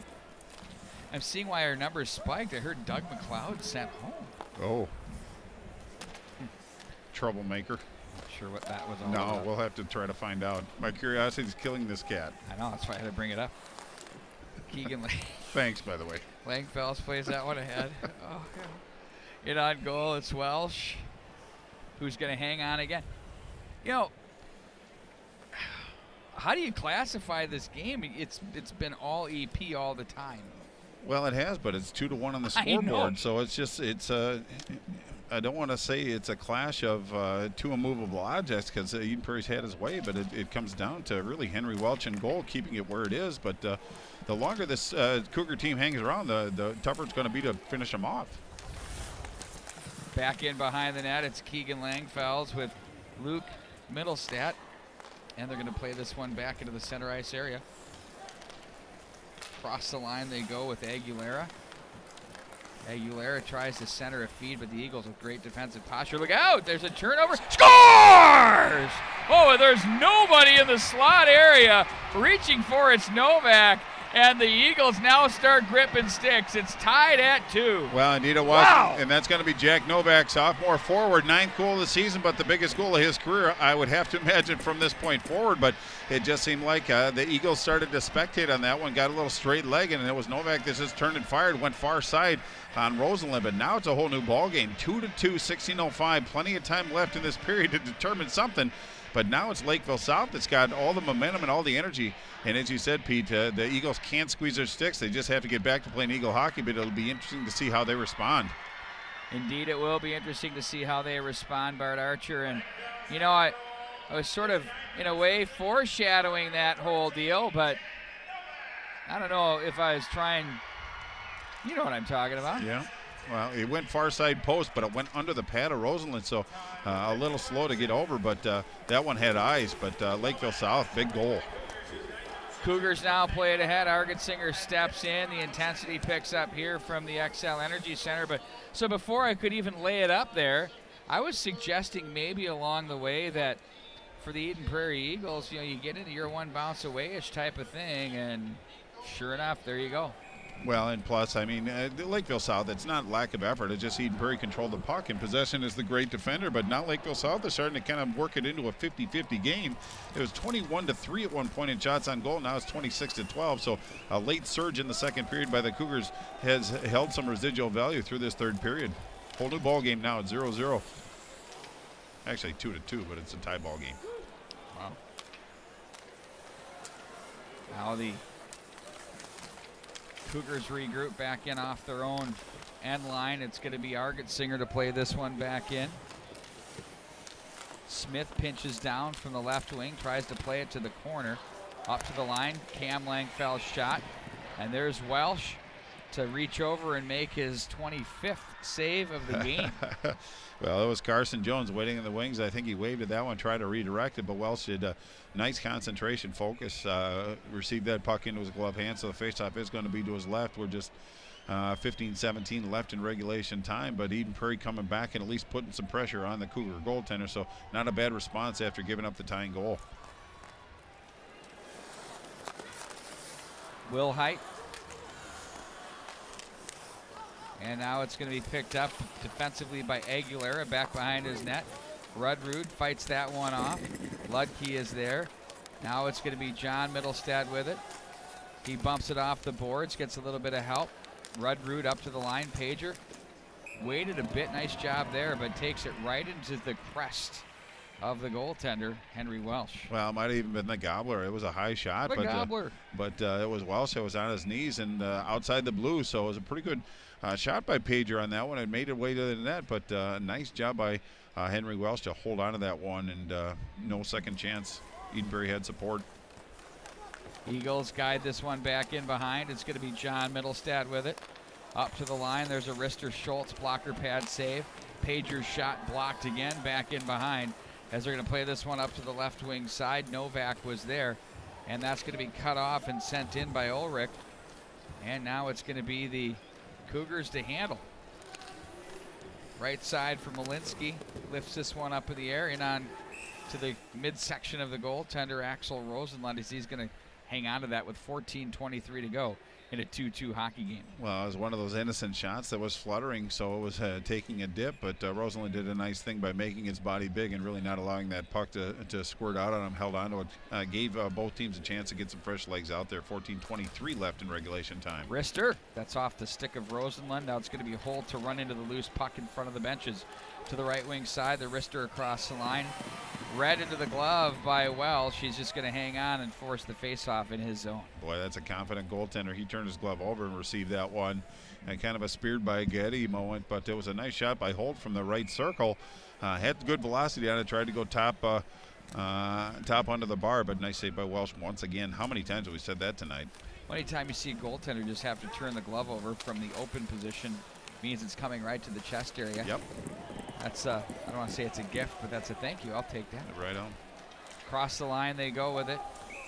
Offside, Portner carries it in. Lots of whistles here the first 2 minutes and 59 seconds of the third frame.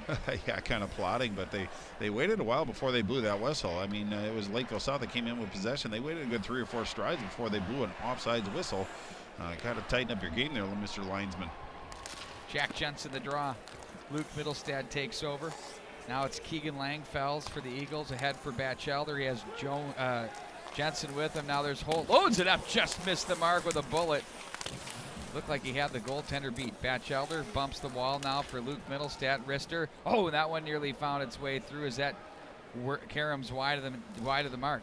Pinching down was Keegan Langfells. Now it's going to be Lakeville South to break out to the left wing side. In front of the benches it goes with Portner. And now they're going to handle it with Luke Middlestad. Luke Middlestad from center ice, straight up the middle, loads it up. Oh, he hits some metal.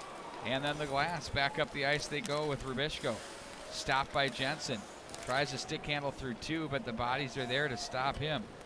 Cam Langfells across the line with some room. Plays that into the corner. Here comes Carson Jones as he's hounding down on his man Rubishko.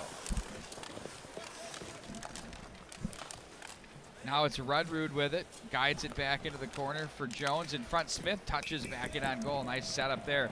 They went from the top of the hash to the corner, back out to the front. Nice quick puck movement there. As once again, today's coverage presented in part by Sportsman's Guide. Don't forget about their big and upcoming KFA and Beyond the Pond event. We were talking to one of the hosts. He's going to be playing some bubble hockey tonight. Pat McLetty wants you. He wants to take you on. Well, I told him that I had some game. I told him I had some game and I've been practicing. I have too much pride not to know what I'm doing going into it, but obviously we jest. Up to 60% off the up to 60% off some items in the store. The big sale there. Be sure to check them out in South St. Paul off 494 and Concord. Tradition Companies, 7 companies in one, from home building to Tradition Capital Bank, the Wealth Management Mortgage. I've got Matt Harrington is mocking me as he's acting all, he's like mouthing every word I'm going to say because it's so predictable. And this is just ad lib, dude. There's no copy. I'm not like you guys who need the copy. You just do it. You guys? What, did man got a mouse in his pocket or what? No, I'm saying these I'm just kidding. Broadcaster guys who need copy. They're the talking heads. Also presented in part by RJM Construction. Be sure to check them out. Optimal Goalie. And, of course, Brew Pub and lots of matzo pizza.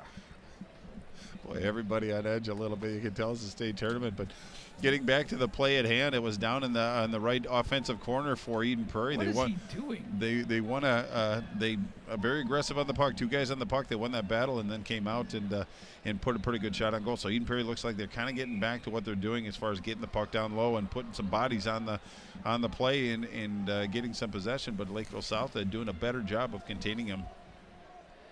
Face off to the left of Welsh with Jensen to take the draw. Gets it back to Cam Langfells. Reaches from the left point. Plays back in behind.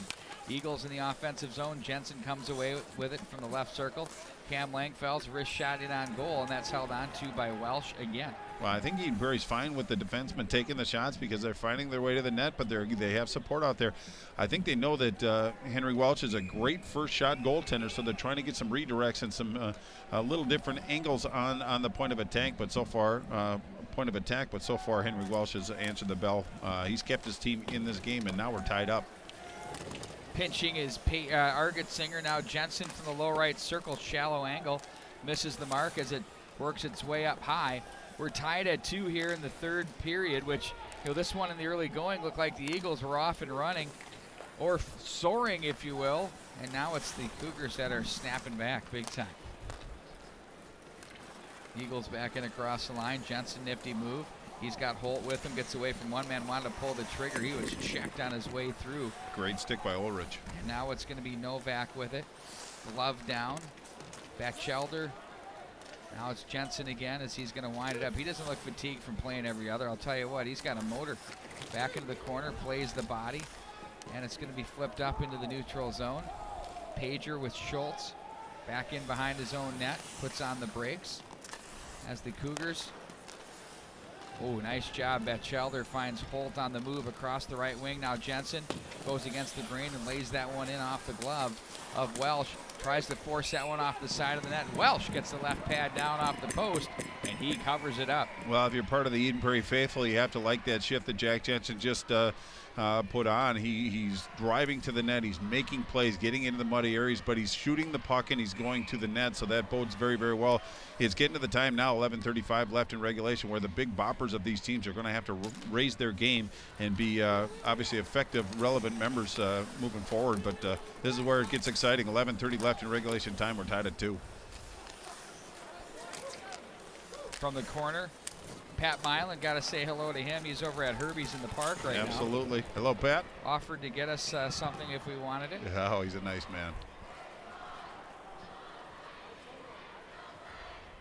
Well, it's going to be an icing against Lakeville South, so faceoff is going to come down to Welch's right. 11-17, so everything's going to get accentuated a little bit moving forward. It's just you be responsible, take care of the puck, but win faceoffs and try to maintain possession.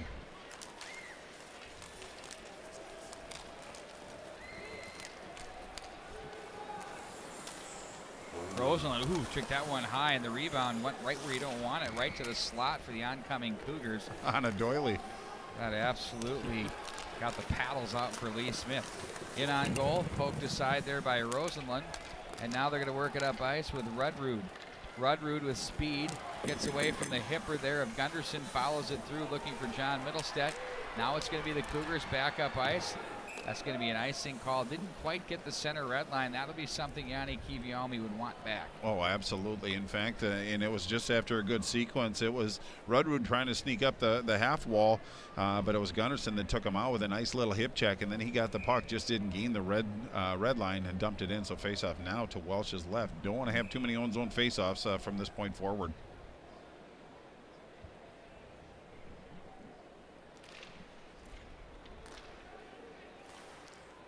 Cam Langfeld's down to the corner. Smith looks in front. Jones turns and shoots. That's off the stick of Welsh. And now it's the Cougars in transition as they patiently carry to center, gain the center, and play that one back in behind the net. Argetsinger working on him as Aguilera in the Eden Prairie zone off the end boards. That hits the back of the cage. Off the stick of Smith. Ooh, that deflected off Cam Langfeld's. Could have been disastrous there for the Eagles. Nearly found the back of the net. Now Jensen is going to try to muscle his way through center. Couldn't get going, and back across the line they go. There's a shot that's blocked, and ooh, back to the corner. They follow through.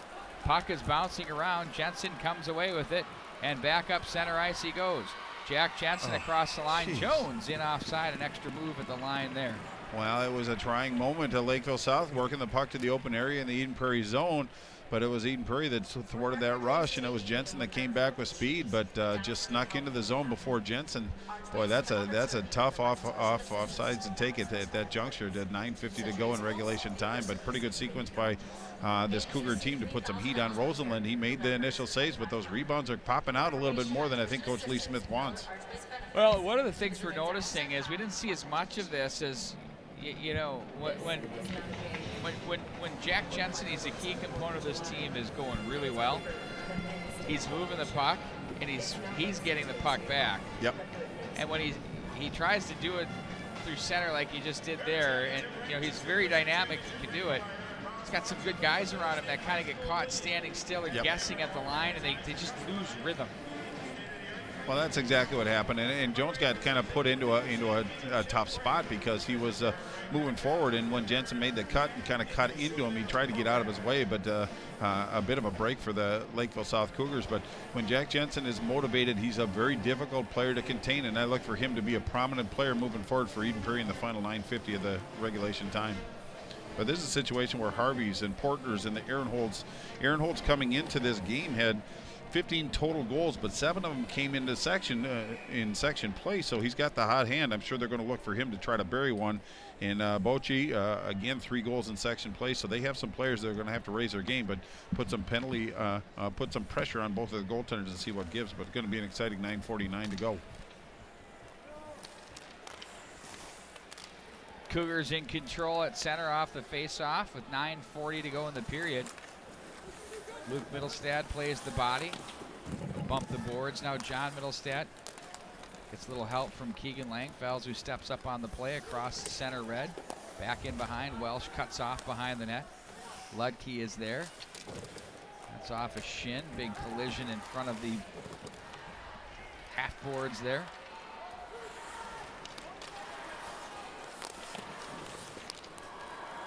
Langfell's stick is on that one. Now John Middlestad is there as he looks ahead to Rudrud, who plays that back in as Griffin Ludke is there. He's pinned up now by Holt, gets a little bit of help. Cougars right back into their net there off the right side. Batchelder was there, that gets away from Pager. Back at the Eden Prairie line as they'll turn it up. Schultz to the left wing across the line. Batchelder looks to the slot for Holt. Here come the Eagles, back into the corner they go, offensive zone. Holt now tries to keep it alive, finds his man, that's Jensen. Stick was flying through there, tried to dangle his way through it and lost the handle.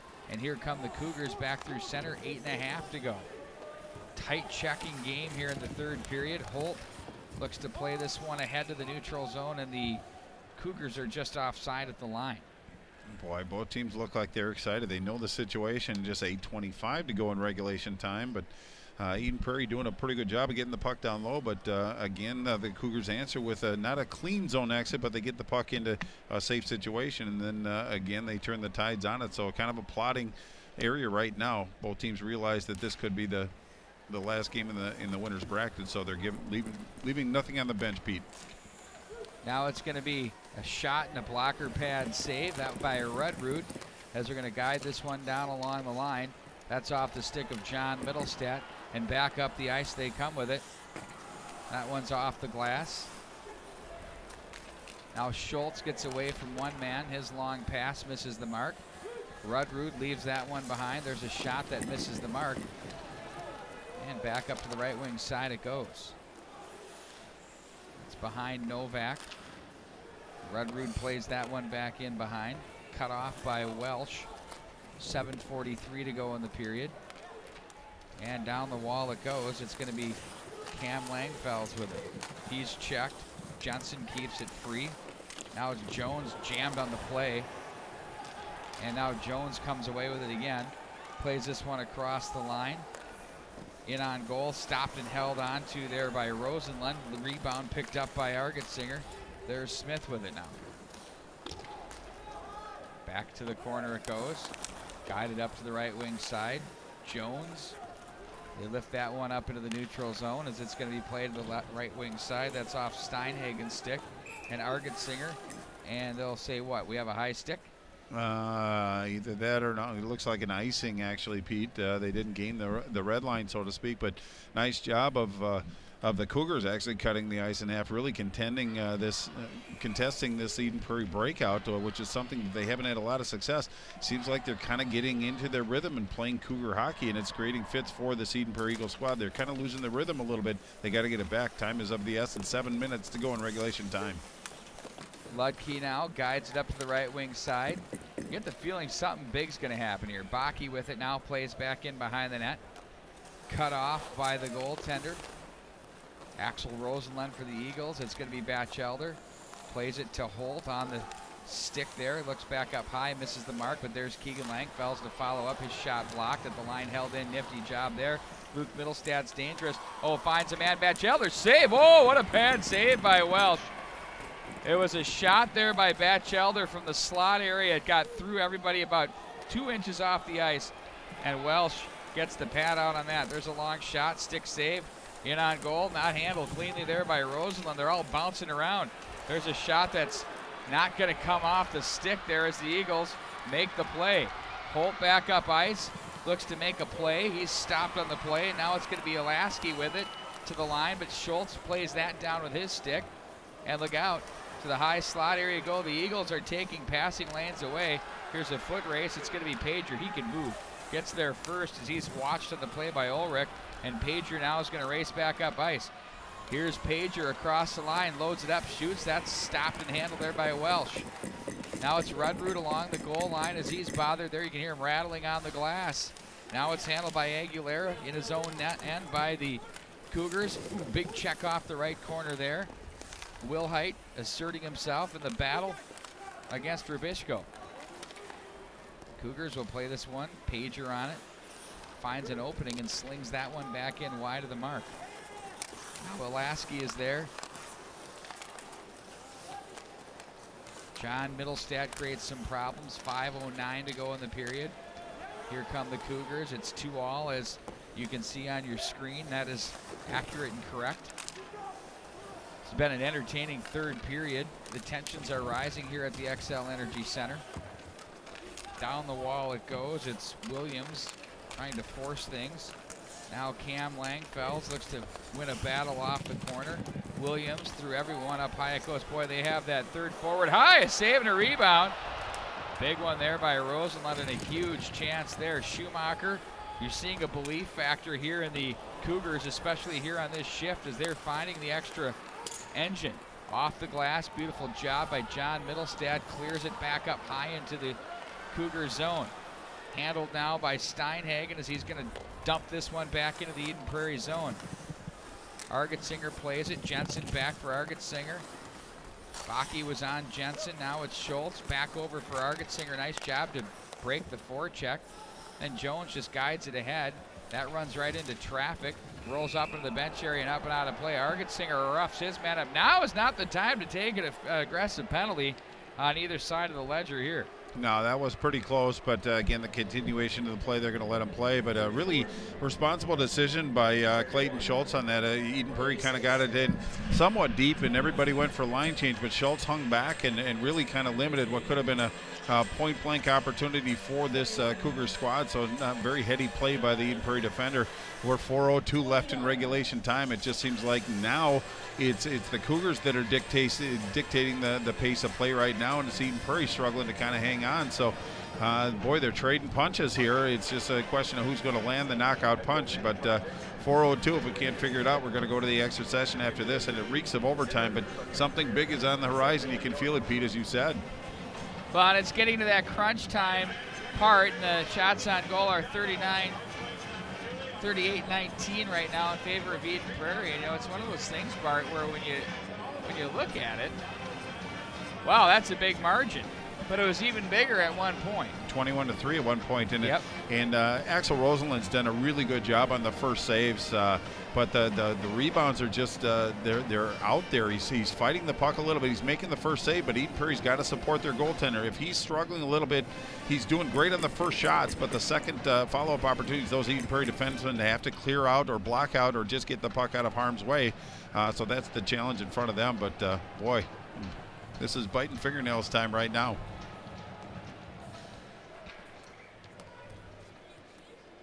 It's rather fun watching the coaches on each bench in these games. Yeah, no stress there. Back into the Eden Prairie zone it goes off the face-off. Eagles and the Cougars. Rosenlund the stick save. Middlestad comes away with it. That's Luke Middlestad, the defenseman, up the middle. Batchelder, nice angle through center. He's going to work it 1-on-2. Gets away from one man. Oh, he was stopped on a nice check there. That might have been interference if it's the show. The referee's but it's arm high did school twitch. Hockey. It did. He thought about it. But you know what? He thought better, because if it goes up, ooh, gets a little ticky-tack. It was Absolutely. in that area. I agree. Back in across the line. Jensen spins away. The NHL, they just throw it up. Jensen now has it off his shin. Back into the center ice area. Keegan Langfells. Batchelder. Or that's Luke Middlestad, rather, now for Keegan Langfells. Fans on that one. Nice job by Holt to keep it alive, though. Ooh, wanted to find Batchelder, but there's a busy stick by the Cougars to keep it alive. They'll work this one across the line. That's Ironholes with it. Angles to the circle. That's off a pair of skates. Batchelder comes away with it. Boy, has he been good the past week and a half. Maybe 2 weeks, 3, 4. He's been really getting better and better as this season's gone on. Plenty to look forward to at Colorado College for him. Wraparound attempt. We're getting toward that overtime feel here. 2:40 to go in the third. From the right wing side in front, maybe not. There's a chance by the Cougars. They're bidding to take the lead. Good save by Rosenlund. Oh, that one hits traffic on its way in. He went to the butterfly and shut it down off the left post behind the net in front. Ooh, it's getting dicey off the end boards here. Eagles look to play this one ahead. Now it's going to be John Middlestad with it. 1-on-3. He gets some help. Now he's got Will Height with him and Rudrud. John Middlestad to the corner, stood up on the play, tries to kick it free. He gets it now from the right corner, cycles behind for Will Height. He comes away with it, big frame. Will Height was surprised he had some real estate. Gets it back to the far corner. Out of the left wing corner is John Middlestad as they'll play this one back in behind.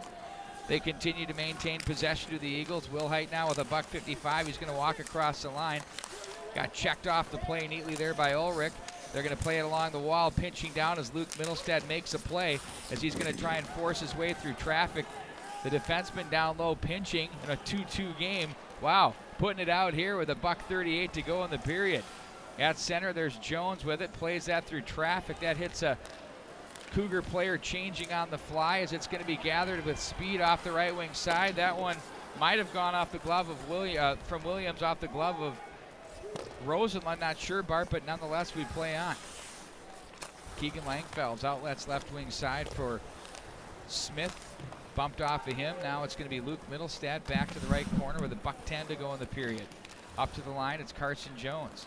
Here they go. Across the line, it's Jensen. Wrister. Ooh, that just missed the mark. That thing had steam. Jones plays it up off the boards into the corner. Now it's Smith with it. Smith from the corner up to the line. Ooh, towed there and played in on goal by Schultz. Turned aside by Welsh. Now it's Pager. No, he didn't like the shot there. Hangs on to it. Gets it up to the left side for Jensen. Now it's a shot by Schultz. His Clapper hits Jones on the way in. To the left wing side. Jensen cuts that one off. They can't break the zone. Eagles possess again. Jensen to the corner. Jones now has some room. Jones gets away from one man, 30 to go in the period. Jones leaves the feed to keep it alive. Pager keeps it the line. Ooh, he towed it neatly there. Down the left wing wall for Batchelder. Batchelder is there. No, he's stopped and canceled. Now it's back to Jensen. They can't get the zone. Eagles possess. Jensen to the right wing side. That one's blocked and played back in wide of the mark with 10.7 to go in this period. Goodness gracious. Well, it was all Eden Prairie during that sequence. The Cougars just couldn't get the puck nor get it out of the zone, but kind of playing Katie bar the door. But again, it's the Cougars that survived. Just 10.7 left. Offensive zone faceoff for the Eagles. So very important faceoff for this Cougar team. And it looks like it's going to be Adam Harvey in the faceoff dot. And it looks like it's going to be Jack Jensen as well.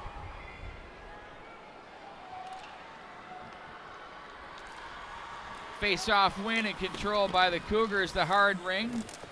Uh-oh, look out, turnover with 5 seconds, but the Eagles, Batchelder is there to turn it over, and he maintains possession, bumps it to the near corner. Ladies and gentlemen, we have overtime. We have achieved the extra session. Oh, you have reached the extra session. It's overtime. What more do you want? Well, if you're Coach Keevy Hallman, you have to feel pretty good about the resolve of your team. Down by 2 goals, came back, cut the lead to 1, and then punched one in. But Eden Prairie showing some, and it was Novak that actually tied that game, but Eden Prairie showing some character themselves by defending pretty well. Rosenland made the saves when he needed to, but Eden Prairie had some good offensive zone time, and in the waning moments of the third period, they just couldn't find that magic riddle to solve the Henry Welsh. So going to be an exciting overtime, no question about that. Indeed it is, Bart. I'll tell you what, these two teams have been going at it. 39-21 your shots on goal, 2-2. Eden Prairie with the game's first 2 goals. Lakeville South responds back with 2.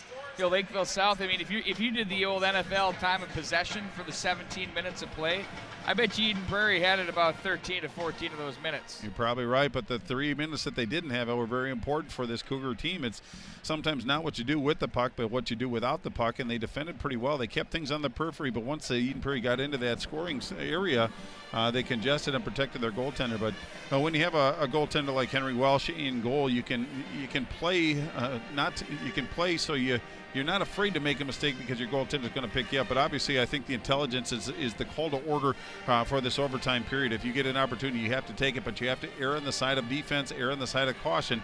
Better to be defensive than to be offensive, but if you get your shots, you got to take them. Indeed you do. We got a minute 28 before we put this thing in play. Well, Schultz and Holt goal scorers for Eden Prairie, and Lutke and Novak the goal scorers for Lakeville South. How do you like that? Everybody was talking about how the Eagles had such a cakewalk of a run here through the state tournament because they opened with Lakeville South. Right. And, calling it like it is, the Eagles are the better team. They've been on the puck the entire game. I mean, sure. It's just been. Sure. But the goaltender can be a big difference. Well, and they're part of the other team, too, and he's been a big difference maker. And then the winner of this one gets to deal with who? I mean, they're pretty good. Yeah, and they have a pretty good goaltender as well. But I think Rosenland's played well. I think Welsh has played most favorable. But I just think that Rosenland's been fighting the puck, but he's making the initial saves. But I like the way that Eden Prairie has been defending. They've been supporting their goaltender, clearing things out. Not a lot of second-chance follow-ups, even though the opportunities might be out there. But this is great. Can't wait. 20 seconds away. So they're going to switch sides, Bart.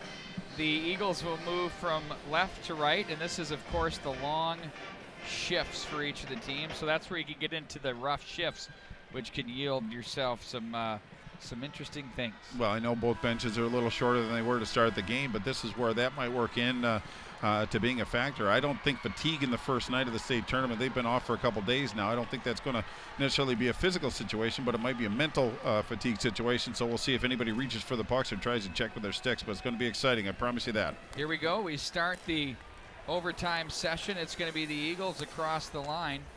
That was Jensen. Now it's Luke Middlestad. Wrister, that's blocked away by Harvey. Back up to the line. Luke Middlestad gets risky and slaps at it, gets the win there. That's a big play. That would have been off the races for Harvey as the Eagles would have been flat-footed. Back out of the corner they go with it. And now it's going to be played to the right wing side. And now the Cougars once again will play to the left wing and work it out of the zone with Lutke. Baki plays that one back in behind the net. Arenholz, Baki now. Back to Arenholz. They work to the left side of the goaltender Rosenland. Look out, here come the Cougars. Up top they go, they're gonna load it up. Oh, they lead it off the right wing side. In on goal, and Rosenland saw that at the last second, went down into the butterfly and took that off the midsection. Well, the Cougars had 2 men on the puck along the end wall against one Eden Prairie Eagles, and it was Arenholz that came out with possession on that one. But a good shot on goal from the right, from the top of the right circle. But Rosenland made that save, nary a rebound on that one. That's encouraging for Eden Prairie. Puck won by the Cougars. They work it back into the offensive zone. Rudrud plays to the right wing side for Holt. His feed toward the middle was cut off. Now it's going to be Rudrud looking for that one, but Lutke takes it over. Turned back up by Aguilera. That hits a Eagle defenseman. Now it's going to be Argetsinger fanned on that. Ooh, it's little things like that that start to take their toll. Absolutely. 6:38 to go. If we don't solve it here, we do the ice, and we come back at it for another 17-8. Back to the slot area goes. Now back up to the line. They're going to look down to the corner. Back in behind. Ooh, that's guided away there by an Eagle defender. Now it's going to be Holt with it. Watched by Lutke. Lutke, nice job to thwart that at the blue line and force the offsides. Well, they're letting him play. It was Cam Langfels that took the skates out from a Cougar forward. I didn't get the number on that one, but the referee even talked to him. He was right there, and he didn't make a call, so they're going to let the kids decide it, which I think is the important part. But Eden Prairie with an offsides at an inopportune time. 6:16 left in the first overtime. Jensen in to draw against Schumacher. Those two have been going at it all night in the face-off circle as it's the Cougars to play ahead. Schultz is there, fights off a man as he looks to try to guide it up the right wing rail, gets some help from Jensen, misfired with Jones. Now it's taken back over. The Cougars, frankly, have had the better of play here in the first couple of minutes of the overtime session. They've been on the puck. They've had the majority of the puck time. Now Jones plays it down across the line from the right circle. Blocker pad saved by Welsh. Cougar goaltender with a big save. Back in behind the net now, Velasky with it. Lays it up to the right point, sent right back in by Jensen. The big carom over to the far side. Rubishko is there. Puck to the top of the right circle. Ooh, they try to work that one through the slot area. Nice job by Pager. Keeps it alive. Stick handles, leaves his man in the dust. Down to the line. There's a shot and a save. Rebound. Oh, it's messy. Back into the corner it goes. Down goes Jensen. And the Cougars will just clear that one the length of the ice. I believe that was Schumacher that made that play. Oh, what a chance there. Well, really nice controlling of the puck by Eden Prairie. It was a nice get from Sam Pager, senior defenseman, keeping it in the zone. Then he just did a little delay, walked into some open opportunities, put a good shot on goal, good low shot, looking for a rebound because they had plenty of congestion in white jerseys out front. But nice job by the Cougars to keep that puck at bay and out of the net. 5:18 left in the overtime. Face off to Welsh's right. They're going to redo it. Clean win there. Welsh now will. The jersey's getting pretty saturated. Pretty dark. I would say. Yeah, there you go. Pretty dark.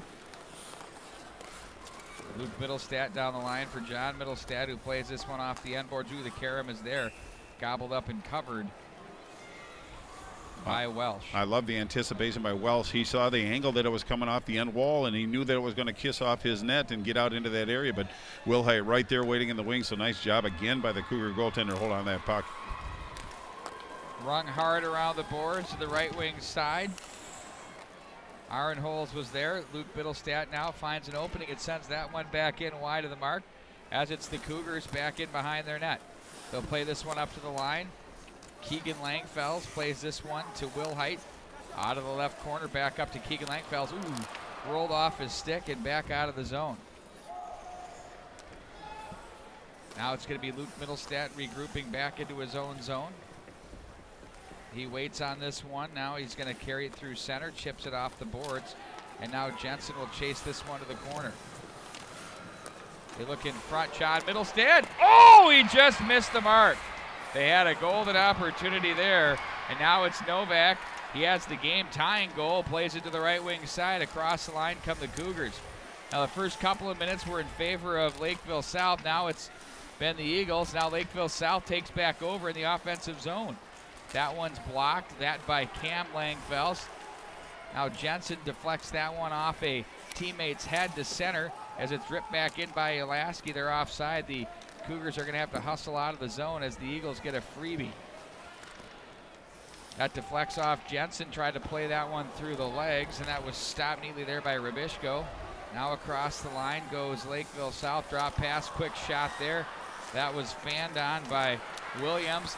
They sprawl. That one just gets through the slot area. There's a shot. That one whistled high and wide by Elaski. The big carom to the neutral. Rubishko was there. Plays it in front of the line and sent right back in and around by the Cougars as they change on the fly. Here come the Eagles out of the zone up the right wing side. That's deflected off the stick of Batchelder. Behind the net it goes on the stick of Elaski. Rudrud watches him. Now it's Rubishko to come back away with this one. He's been out for a while. To the left wing they go with Steinhagen. Cut down by Jones. The Eagles will play this one off the glass. Up to the line it goes. Bounded and sent right back in by the Cougars. Now it's Schultz for the Eagles. Right wing up high at the line. Jones angles a pass to the left wing intended for Smith back off the end boards they go. Checked on the play was Alasky, and here they come with Ludke back up across the line. Ludke, he's dangerous. Shot, stick save by Rosenlund. Back into the corner it goes. Now Eagles will take over now with 2:37 to go in the first overtime. Shoveled back in. Welsh will hang on and lay off back in behind the net for Malinsky. Malinsky gets away from one man, stays on the puck. Here's Malinsky again. Ooh, he runs into a check there by Jones. Look out, chance in front, checked! Oh, and pickpocketed. Arenholz knows what to do with it too. He has 15 markers on the season, and he got stopped. He was in alone there on a quick short burst of a breakaway. That was Pager that made that play. Golly, he didn't stop moving his feet at all. Barton stayed with him, made a terrific play indeed. Back in behind the net, Eagles control. They put this one through everyone. Now it's going to be Keegan Langfells rather, to send that one back in deep to the corner with 1:52 to go. Cougars look ahead. That's off a stick. It's going to be Luke Mittelstadt with it now as he'll set up back in behind his net. Right wing, it's Will Height. Ahead it goes for Jensen. Comes away with it. He's checked on the play. We play on. That would have been from behind or a cross check, Bart. It was open ice, but they let it go. They're going to let him decide it here. Eagles fans not happy. Now here comes Jensen with it as he's forced off the play by Aguilera. Back up to the line. Now it's going to be Luke Mittelstadt who makes the play from the right circle. Shot in on goal, and Welsh makes the save. Nice look there by the Eagles. Well, it was Mittelstadt that actually kept the puck in the zone and danced his way around a would-be defender and got to the top of the circle, and he's that left-handed shot on the right side. Had a pretty good angle, tried to go glove side, short side, but Welsh with flash of leather made a really nice save on that one. Face off to his left. 1:14 left in this first overtime. Offensive zone face off for Eden Prairie. They collapse down to the left circle in the Lakeville South zone, and they're going to whistle that one dead. Well, they gave him a chance to play it, but Rudrud down in Rubishenko down Rubishko. God, I knew I'd struggle with that one, but they just were down, so the referee opted to call that whistle. Yeah, I struggle with names. That's so good. It's not a secret.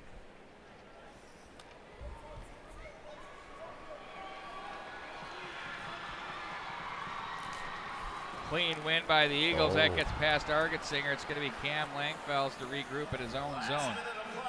Off the boards. Ooh, that one had a shallow angle. It's cut off by the Cougars, but Drew Holt's been terrific. Wins the battle. Up the ice he goes. Finds Jensen. Jensen sends that through. He's going to try and play this one off the boards. Back into the corner. It's Batchelder. That's away from him, and here they come. Baki makes a play, but then loses an edge. Jensen gets it back on a dime for Holt. Jensen to the net. Holt backdoor for Batchelder. He's checked. Pinching down is Cam Langfells. Ooh, he got a fortunate stick on that one. It would have been a 2-on-1. Baki's open on the left. 23 seconds. Harvey across the line. And now it's going to be Batchelder. Oh, they played the center. Here come numbers, the Eagles. It's Holt with Rudrud. Holt is open, shoots. Oh, and he comes out a mile. Whoa, just to the edge of the circle. Welsh gave him nothing. And Holt had to like it as he swallowed that one up. Terrific save. Well, I think it was Rubishko that took away the opportunity for a pass, so he just opted for that shot. But you are correct. Henry Welsh came out 4 or 5 feet beyond the blue to challenge the shooter. Didn't give him a lot to shoot at, but held on to that puck. But a really great opportunity for Eden Prairie. Holt said he was slashed as he shot, and he was. And he showed the ref. He showed him his wrist and said, "Did you see that?" Yeah. Now the goalie made a nice save too. We play on. It's a playoff, son. Now it's a shot that's turned aside there with 4 seconds to go. Keegan Langfells again, and on goal. John Mittelstadt out front. They threw the kitchen sink. Ladies and gentlemen, we have double overtime coming up as the drama continues to roll here from the XL Energy Center. It's 2-2. Well, a golden opportunity.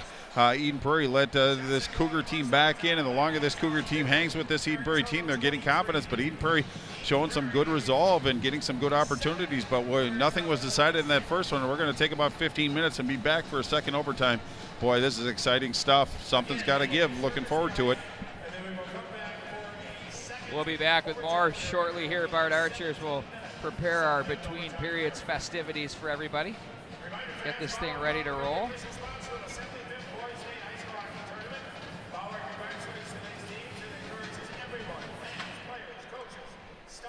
So what we do is we take a 15-minute break here for the Outlaws at 15. Yep, 15 minutes to get that ice done for you.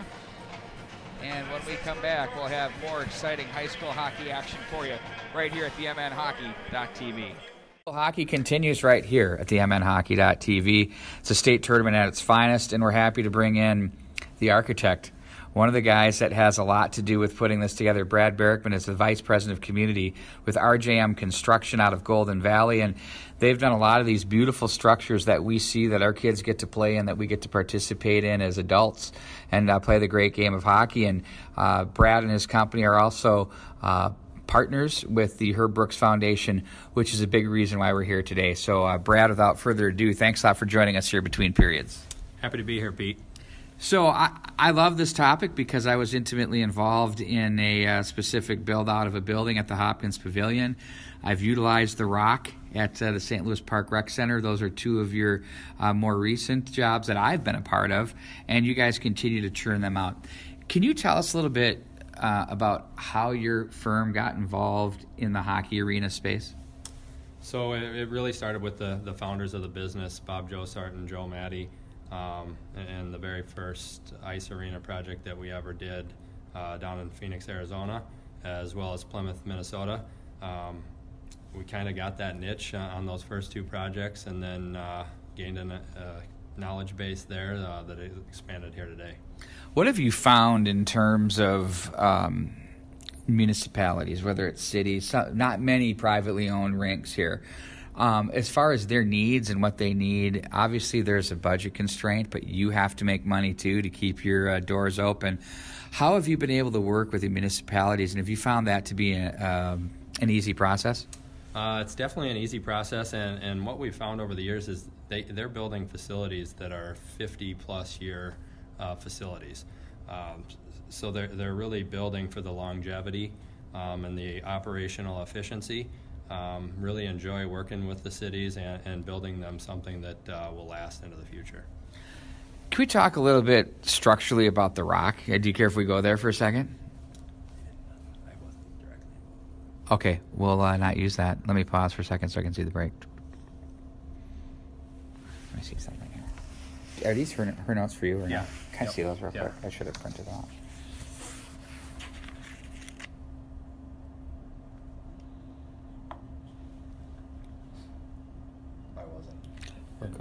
We're cool. So in terms of what you guys do to put together projects, there's a lot of details that go into play. I mean, it goes from refrigeration to structures to, I'm sure there's a lot of code that you got to meet as far as what has to be done. How deep into this do you have to go as an organization to make sure everything is right as you build? So our experience, like I say, our refrigeration partners can build ice anywhere. Our job is to give them a building envelope that basically encapsulates that whole thing. Important factors, I think, goes without saying, the insulation of the structure itself. So we work with our design partners to come up with the most efficient insulation systems to house these ice boxes, as well as dehumidification units is one of the more critical components within the facility as well. Do you find are there different needs in the dehumidification from facility to facility? Some are renos, right, renovations, and some are build-outs. What I think, to me, just being a novice, that would be a heck of a challenge, especially with our summers. For sure. I mean, when you're dealing with an existing building structure, you have to take that into account. Building envelopes constructed in the 60s and 70s didn't have the technology that we have out there today. So you can really run into condensation issues and things like that if the building envelope isn't technically up to code. So when you guys take on a project, it's usually probably a bid. I'm sure that's how it works in the industry, correct? Typically when we're working with the municipalities, we act as the construction manager. So we're involved in the process from basically the onset. We work along with our design partners, and I say that the clients get their best value with the involvement of a builder such as RJM Construction early on during the design, to have our input on cost and technology side up front during the design. I guess over time, with our involvement during the pre-construction, you can save significant amount of money during the design. Let's talk a little bit about the Tria rink that you guys worked on. I mean, it's an incredible vibe in there. Now, when you did that, did you start on the roof, or was that in the building? Can you kind of walk us through that project? So there was interior demolition that occurred early on, but they basically built the rink facility on top of that parking structure. One of the cooler features of that project was we actually had to lift a crane on top of the roof with another crane to start erecting that facility. So that was pretty incredible means and methods, something we're really proud of. How delicate was that? I mean, so not only are you lifting a crane with the crane, but you're on top of the demo with the crane, and you don't want to see the structure come down. A lot of engineering involved and a lot of pre-planning meetings and coordination with the city to block off the streets and things like that. So then you've got the big window that is on what I believe is that kind of the southwest side of the building, something like that. And there's the tinted glass that can be controlled. Was that something that you guys were a part of? And if so, how did that all come about? So we were involved in the pricing aspect of that during the design. Value is always at the forefront during the design and engineering, and we were definitely involved in cost solutions for that. The locker rooms that you did at the Hopkins Pavilion, the greatest part about that project was every high school team that went in there just hated going in there because you could fit about 3 guys per room. They're so small. And then they're just massive. You could almost fit a varsity and JV team in some of those new locker rooms. Is that kind of a trend that you guys are seeing, is to get more space for locker rooms for everybody? So there is a lot of thought put into the size of the locker rooms. As a hockey parent myself, I understand what it's like to get your kids dressed. I have a first-year mite in some of the tiny locker rooms in some of the older facilities. So that's definitely front and center of my mind, as well as our design partners. And then in terms of other things that you're seeing, so if there were structures that were built, let's say, when I think of like the larger facilities that were maybe built in the mid-'90s and how they've evolved to today and how things have changed, has there been a going trend that you've noticed as far as some of the upgrades and features that you guys are putting into rinks right now today? Definitely on the refrigeration systems and just the building envelope technology that's out there today. Is significantly better than it was 25 years ago. So there's a lot of thought and consideration that goes into the building envelope that houses these facilities. And another common trend that I'm seeing, a lot of the facilities that we built the initial sheet of ice for, they're adding second sheets. And it seems like some of the larger communities are all starting to add second sheets of ice and finding that benefit in their programming. 2 more questions for you here as we're rolling through the period break. To me, I would call it 3/4 outdoor rink. It's like a 3/4 indoor rink. The covered rink kind of was a trend for a little bit there. And you guys were able to really get something quite creative and look and feel for the St. Louis Park Rec Center. Can you talk about the processing that went into that and what you guys were thinking as far as vibe you were trying to pull off there? So that was kind of I guess what I would call a centerpiece or a focal point of that facility. Something that captures kind of the old school hockey feel with the wood purlins and some of the older arenas, but yet something that's kind of nostalgic in the new outdoor games that you see in the NHL and college hockey as well. So trying to capture that all into one piece. It's incredibly well done, and what it lends to is some really incredible acoustics, too. So when you watch a game, you get some really good sounds out of that. It's super cool. But the first thing, it's funny you say that I thought of, when I look at that roof in that building, I think of the old Minnetonka Ice Arena where they painted it up. It's too bad. But do you remember that when it was all wood? I do. I played in that as a peewee. Growing up in a hockey tournament, and that's the first thing that I thought of when I saw that completed as well. So it wasn't just me. No. Yeah, that's really good. And finally, as Vice President of Community, obviously the Herb Brooks Foundation is a terrific vehicle that everybody is well aware of. That's really keeping the game flowing alive and creating opportunities for everybody to be able to play the game.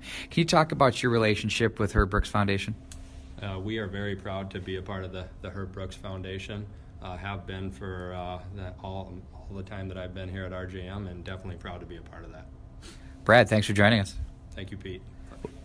We'll be back with more right after this. Griffith, the Vice President of Sales and Marketing for Robert Thomas Homes. Carol, thanks for joining us between periods here today. Yes, thank you very much. So let's start from the very beginning. You know, we've all heard of Robert Thomas Homes, but really, who is Robert Thomas Homes?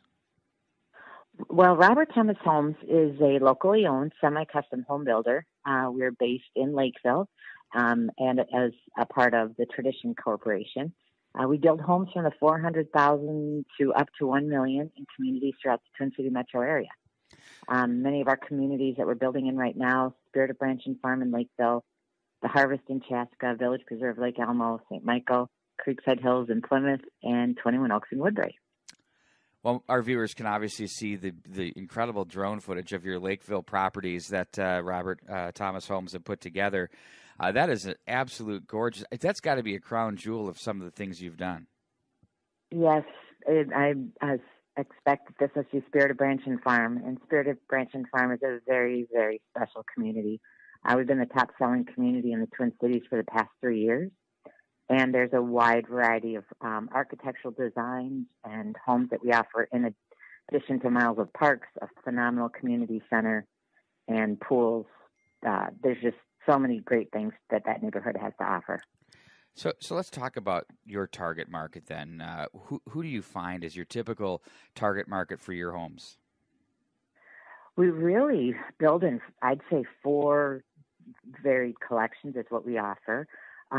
One collection that's been very popular right now is our cottage or villa collection. It's a single level of association maintained design, and they have a tendency to appeal to that empty nester. Those homes are priced probably from the $400 to about $450 or $550. We build those in Lakeville, as well as we'll have Enclave in Plymouth opening very soon. Another collection that's been popular is our cottage or village collection, which is two stories, 1,900 to 3,000 square feet. They seem to be appealing to that first-time buyer. They're priced in the 3s to 5s.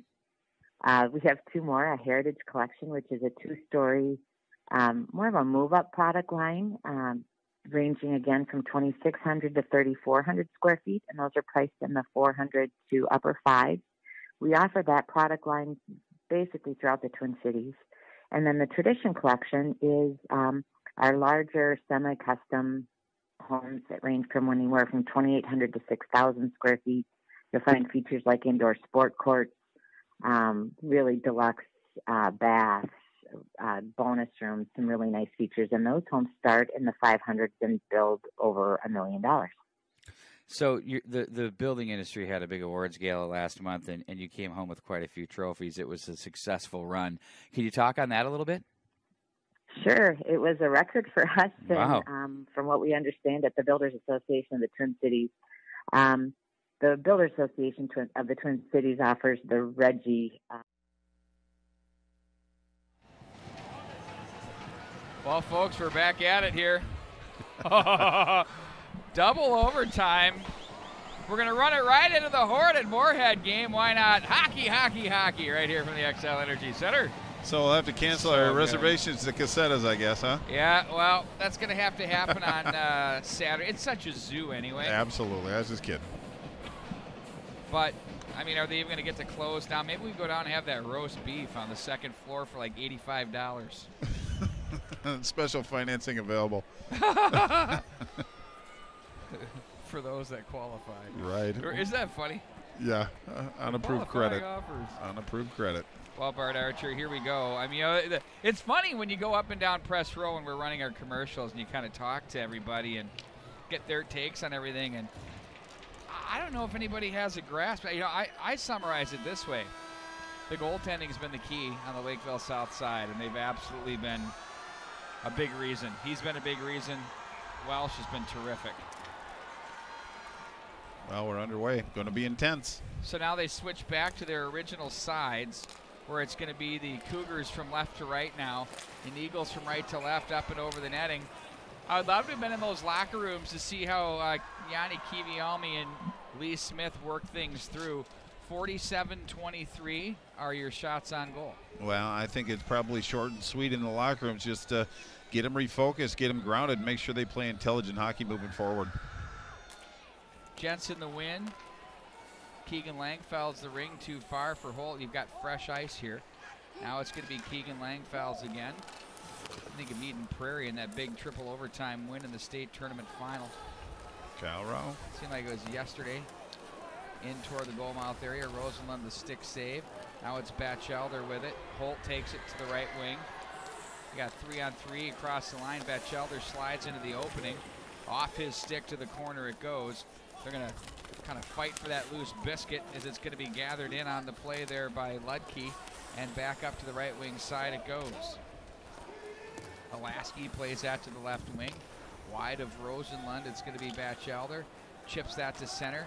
Jensen wants to race into that one, but cut off. Nifty job there by Ulrich.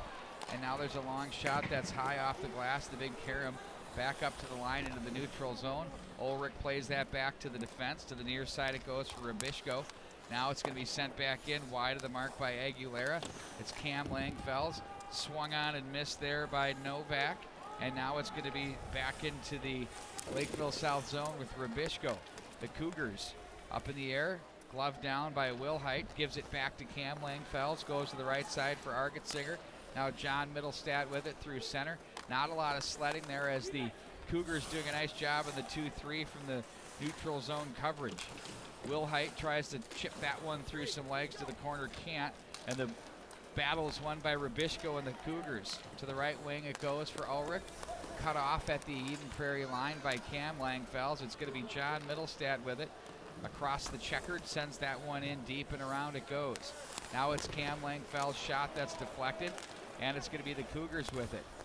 Cam Langfels has it as he's going to try to find a man. Jones comes away with it, plays to an open wing. As they look ahead now, Garrett Smith comes up with it.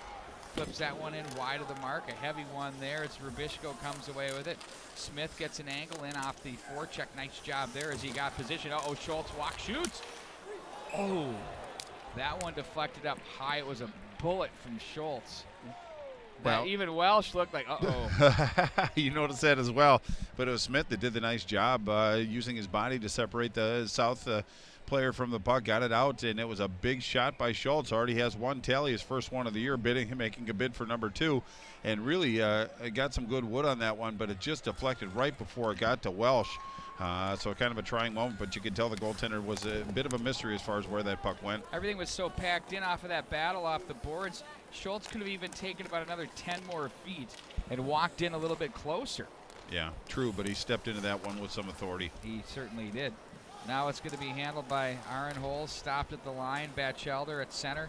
Across the south line, it's Holt again, and one move, 2 moves, 3 moves too many for the Eagles. It's been a theme here tonight at the blue line on entry. Well, and you're using the blue line as a natural line of defense, and it was Holt that tried to gain the zone, but they stepped up, and it was Batchelder that snuck in. Batchelder should have dragged his foot or been a little bit more, been a little more cognizant of the situation on that one. Face up outside the zone, Lakeville North wind or Lakeville South wins.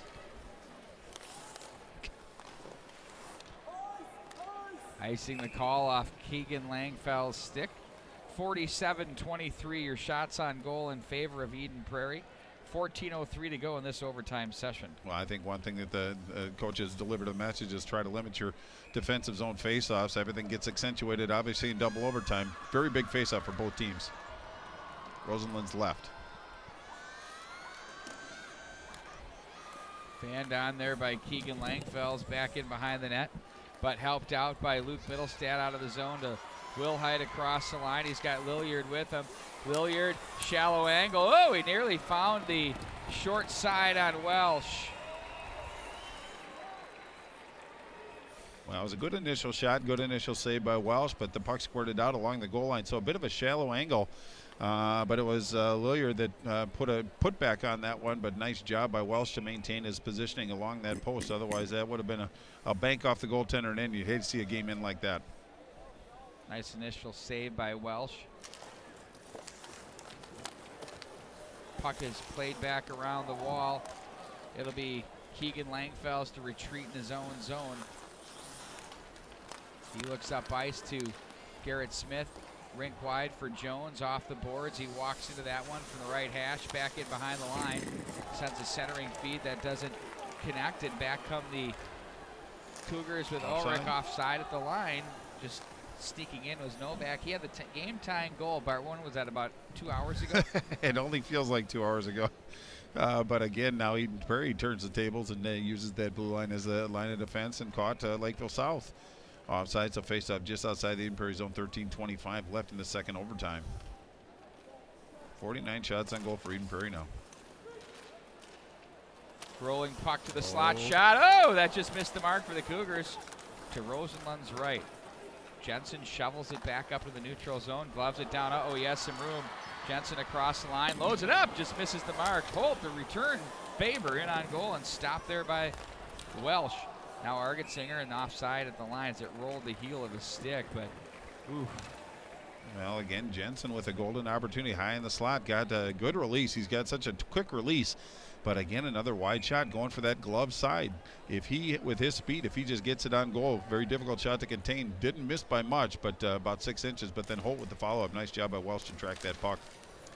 You know, Welsh is seeing all the shots. He stopped them. You got to get redirects, traffic screens, all sorts of noise in order to knock him out of his game, or to beat a goaltender like that. Oh, it went off the corner by the Cougars.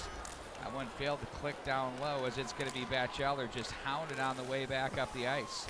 Now it's going to be Jensen. Topo penalty coming up. Oh my word!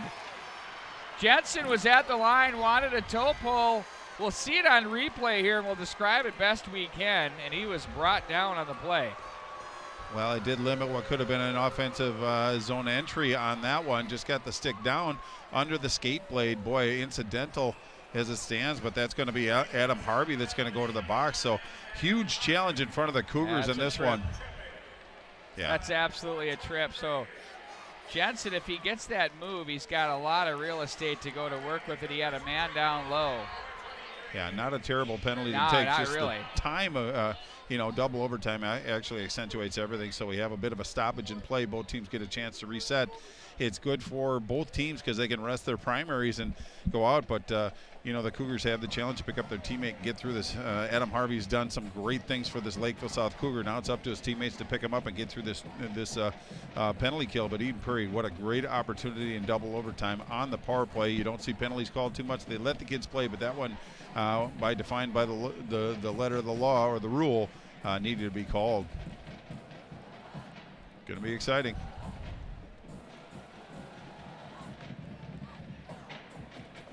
Shots on goal are 49-23. Henry Welsh has been the story of this hockey game, I think, Bart. He's been a huge difference maker in a double overtime affair that's extending here with 12:37 to go, and what's listed on the scoreboard is period number 5. Yeah, you are correct, but Rosenlund's turned in a pretty good performance. Only 2 goals given up in 23 shots, so he's done his job to give his team a chance to win, but great opportunity, offensive zone faceoff for Eden Prairie. Big faceoff for the South Cougars.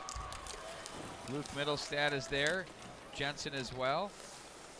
Back up to Keegan Langfells. Now John Middlestad gets it. Keegan Langfells up high. To the right side they go with it. Luke Middlestad walks, leaves off. On comes Jensen. Now he gives back off for Langfells. Shot, blocker, pad, save, Welsh. Now Jensen gets it back. Back into the corner he goes, behind the net. Leaves that back off down low for Luke Middlestad, up for Keegan Langfells. He has John Middlestad to his left from the left circle. Wanted to go 5-hole.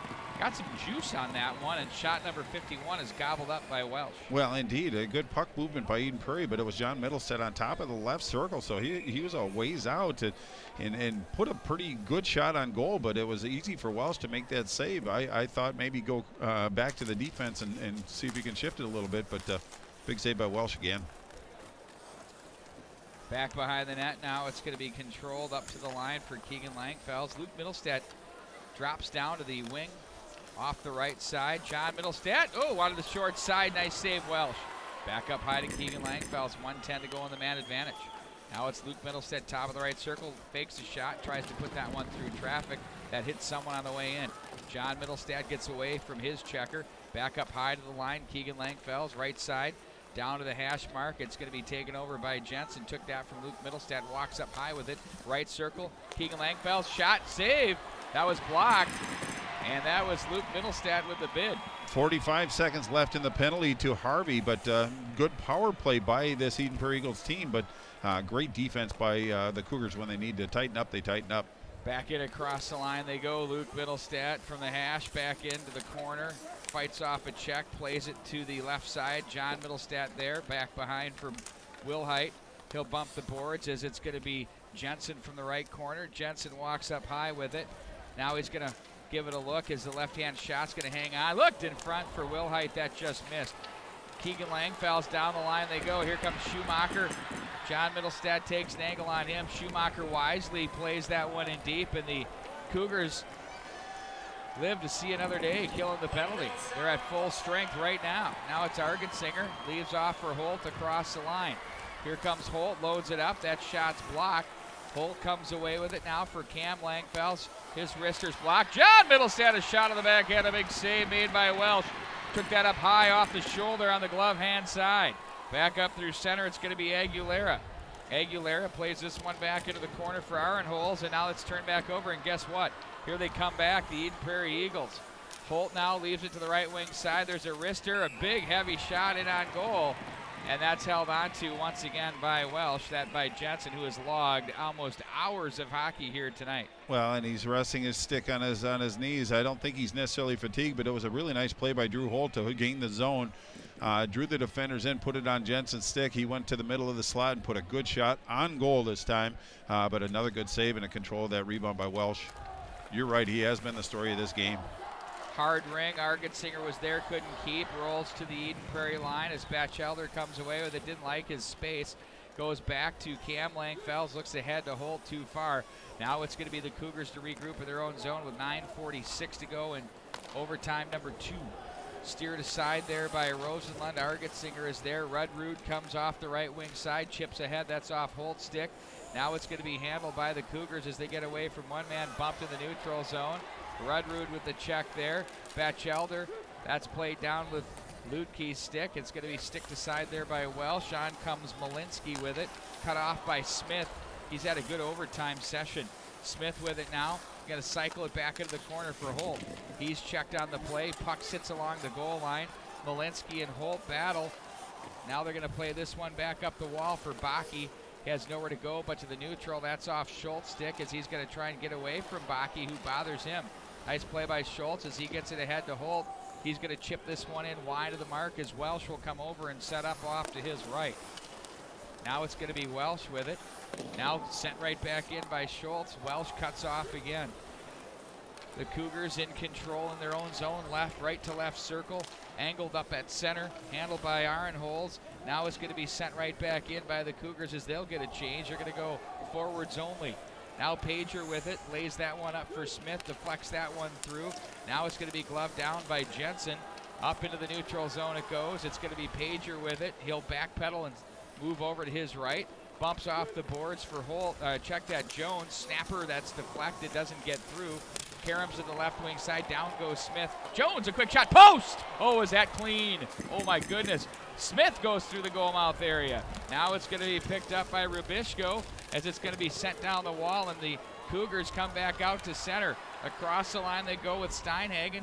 Dumps that one in on goal. 55-24, your shots on goal. Eagles are all over the Cougars but cannot solve Henry Welsh. There's no other pretty way to say it. Back in behind the net now, it's going to be Ludke with it. Ludke now handles. Welcome aboard, everybody that's joined us here. Oh, here's a 2-on-1 for the Cougars, right side. Oh, that went off the side of the goal. Big opportunity there by Ulrich. I think that was post as well. That was definitely a clean post, and it's going to be played back up into the neutral zone.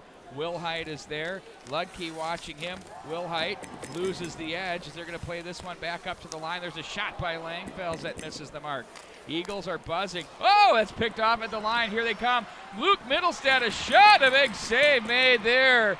Welsh steps out to the top again. He's been absolutely challenging shooters by the dozen. Yeah, he was 4 feet beyond the blue on that one, but it was Middlestat that really made a good play on that one because the Cougars very quick in transition. They had numbers in the neutral zone, but it was Middlestat that stepped up, put a pretty good shot on goal.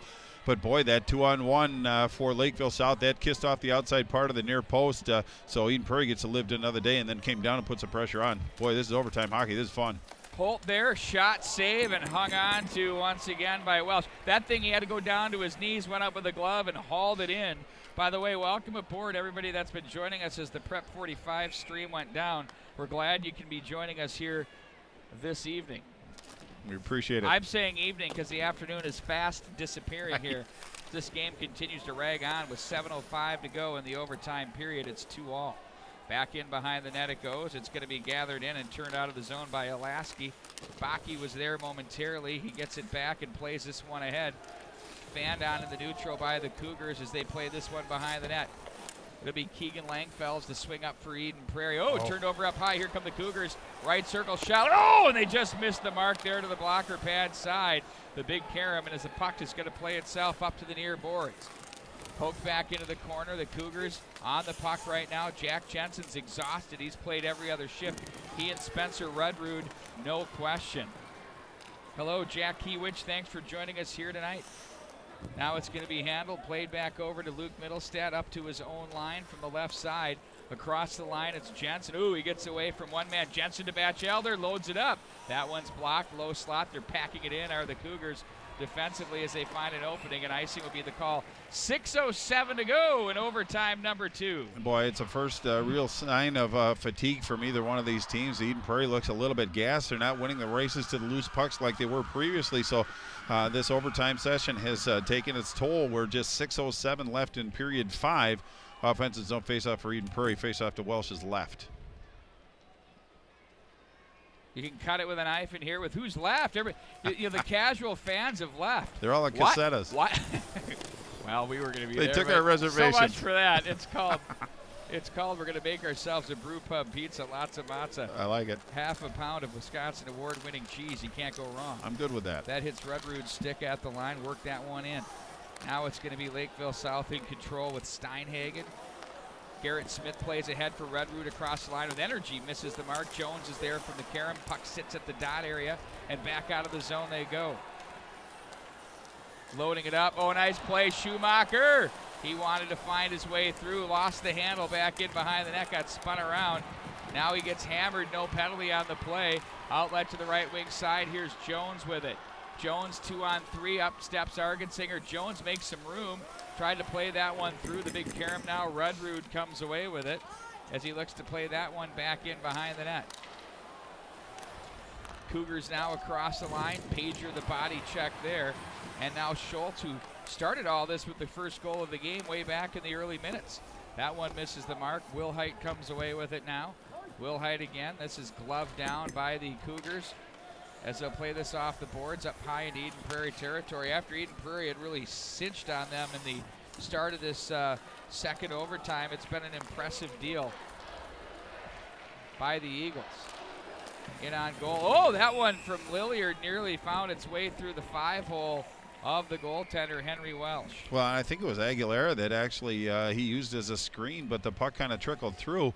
But it was Lilliard that took that shot, but it looked like Welsh had a little trouble. He made the initial save, but the puck danced out. But not an Eden Prairie Eagle in sight that was any threat, so he just covered that puck. Face off to his right, 4:37 left in period 5. Jensen looks to push this one through. Gathered in now by the Cougars. Oh, they get away from Holt through center. Back in across the line. It's Harvey, loads up the shot. That's stopped by the Eagle defense. Now it's going to be Jensen with it as he gets away from one man. That's Baki. Jensen back up through center. He's going to go solo. Oh, and that one misses the mark. Doing some Jimmy Page. Back in behind the net it goes. Holt is there. Runs into Alaski on that play. Now it's Jensen again with it. Back up to the line for Luke Mittelstadt. Nice little stutter step to get away from one man. He'll try to play this to the right circle. Couldn't get through. Now it's going to be Batchelder to come away with it. He has Cam Langfelds with him. Chips that one off the boards. Back in behind. 3:52 to go in overtime number 2. Now it's the Cougars once again as they'll play this one up to the left wing side. Held onto and played in by Schumacher. And it's going to be picked up by Cam Langfelds of the Eden Prairie Eagles from his left corner.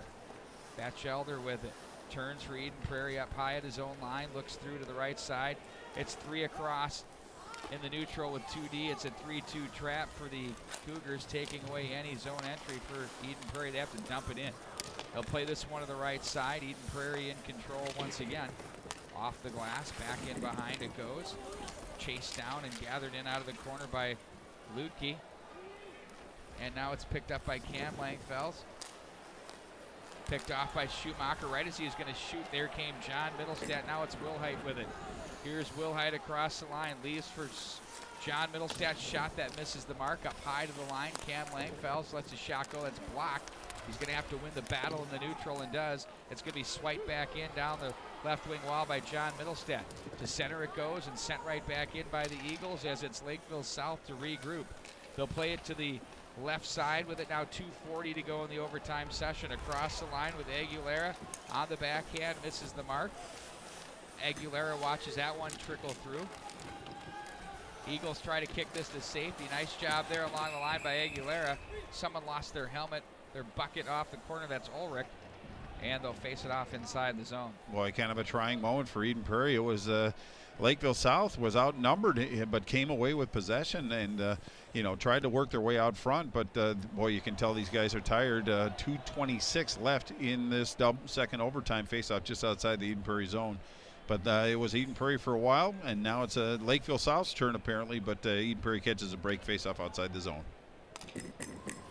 What are the Hornets and Spuds going to do? All these kids love to sit on the bench and stare around at the empty rink, get the feel. This is going to go right up to it. That might impact the game coming up at 6. Just kidding. Back in behind. The prep is, hits the official on its way out. Stays in for the Eagles down low. They're in the left corner as Welsh looks on. Now Pager from the left point. Rister hits traffic. Smith fights that one off. They play this around the wall, and out of the zone they come with it. Arenholz is stopped at the line by Pager. That's off Jensen and Smith. And at the line again, it's going to be Arenholz, jammed by Pager. Back behind it goes for Schultz. Schultz will look to ring the boards, and they play it to the right wing side. There's Jensen with it. Cuts against the grain. Across the line with Smith. Jensen. Shots blocked. Nifty job there by the defense. And Alasky. And it's going to be Welsh. It gets the carry through. It hangs on. 58-26 are your shots with 1:37 to go in the overtime period. Well, nice job by Jensen to manage his way through the neutral zone with possession. Got to the right circle, took the shot. Rebound went to the corner, and it was Jensen that did the follow-up from a shallow angle, trying to go off Henry Welsh. But another nice follow-up save by the goaltender. 59 shots on goal for Eden Prairie, 26 for Lakeville South. Back at center ice, it's Cam Langfels to play that one in. Lutke once again with 1:26. So close to the vest has this game been. Up the left wing side, Williams for the Cougars takes it to the corner. Rosenlund looks on from the Eden Prairie net. Batchelder at center, watched by Schumacher. Comes free. That one gets away from Schumacher, and it's going to be Cam Langfels back in behind the net. He'll look out to the left wing side for Carter Batchelder. Rink wide he goes. It's going to be Holt looking for some room. Cuts back to his left across the line. Down he goes. Eagle faithful want a penalty. No way are they getting that. Batchelder looks to forecheck, but the Cougars, Dangle. One move, 2 moves, 3 moves, something special. That one misses the mark as the Cougars are forced to retreat as the Eagles come back out of the zone. Rudrud with it. Looks to play this one to the slot area. Nothing there. Cut down by the Cougars. Nice strong stick by Aguilera. Fought off a slash. Backdoor. So Novak just missed the mark. Oh, they nearly tucked it home. Look out. It's a scramble behind the net. Now it's the Cougars. They shoot. That's blocked. And they'll lift that one up into the bench area. Nearly took Paul Ranheim out. Oh, my word. Well, that was the best opportunity that Lakeville South probably has had all game. It was Rosenlund that was a little vulnerable in that moment, but his defense did a nice job of congesting the area. But they got the trailer on that one. I think it was Jack Novak that had the puck on his stick, and then things got a little dicey. Rosenlund on his belly, and South with possession just behind the goal line. Worked it out front, but the Eden Prairie defense stepped up and picked up their goaltender when he needed it the most. Trying moment for Eden Prairie. They survived. 15 to go here in the second overtime as it's the Cougars back up to the line. Lutke's wrist shot blocked by Wilhite with 9 seconds. There's time to run this one up the ice. He's got Jensen with him. Here's Jensen. Wilhite down low. Save. Rebound. Oh, John Middlestat had a chance. The rebound by Jack Jensen. The green lights go on. Ladies and gentlemen, we now have a third overtime. a 3-minute break, and we'll go at it for 8 more minutes. Boy, that was a long 9 seconds for Lakeville South Cougars. It was the Eden Prairie Eagles that had speed through the neutral zone, worked it out front, got an initial shot, but once again, Henry Welsh picks them up when they needed it the most. But we're just a couple of minutes from our third overtime, as you said. Shots now 60 for Eden Prairie, 26 for Lakeville South. But both goaltenders kept their team in this game. And I mean, Axel Rosenlund played a solid period as well as Henry Welsh. But the goaltending has been the story of this game so far. Well, it has been the story of the game. And, you know, no matter what you do, they've been getting traffic, they've been getting deflections, they've had odd man rushes, they've been taking shots from long out. I mean, they've thrown the kitchen sink at this goaltender. Yeah, indeed. And just looking at the replay, it was Middlestead with a put back onto Henry Welsh, but he did a nice job of maintaining his concentration in a very congested area to hang out of that puck, keep it out of the net. And there was 1.9 to go on that one, so that would have been a good one if it would have punched in. But we're not at it 2. We're going into third overtime. So, Bart, you know, we've seen our share of overtime affairs, and, you know, you got a goaltender that's absolutely standing on his head there and refusing to lose right now. Well, I mean, think about 58 saves out of 60 shots against a pretty talented Eden Prairie squad. So, and a lot of them have been pretty good shots as well. But the thing that I'm impressed about him is the confidence to come out and challenge. When he knows it's just one-on-one with the shooter, he'll come out 3-4 feet out. But his defense are doing a good job of taking away the options and making it a one-on-one battle. But Henry Welsh is certainly a strength of this team. But I'm just impressed with his rebound control. He's done a really good job of making the initial save, and there's nary a follow-up opportunity, and that's where Eagles can make their bread and butter. But so far he's taken that away from them and really created some havoc for Eden Prairie. He stopped 104 of his last 106 shots over the past 2 games, a shutout win against Lakeville North Panthers, and here he is against the Eden Prairie Eagles. And when these 2 teams squared off, I believe it was a 7-4 Eagle win at the Eden Prairie Community Center earlier in the year. And it looked like they're having their way again as they pumped home a couple of quick ones there. And, you know, I mean, before you know it, this thing kind of wiggled its way back into a tie game, and here we are. Now, I'm sure the organizers of the high school league are panicking as the doors are supposed to open for the next session in 11 minutes. Well, it's going to be chaos out in that lobby. Can indeed it is. But I think initially Eden Prairie had some space. I mean, there was some room to move around. They were creating. They were moving the puck to the open man. But, you know, as this game has worn on, Lakeville South has really taken away the space, and Eden Prairie's been contested in each zone. So I think if you're Coach Keevy Holme, you have to feel pretty good about your position. But each team is one effective shot away from moving to the right side of the bracket Friday night. Doesn't get any easier from this point either. I'm moving forward. Lee Smith has his hand on his forehead right now. I'd call him a friend. He's a really good friend. I know right now he's like going, okay, here we go.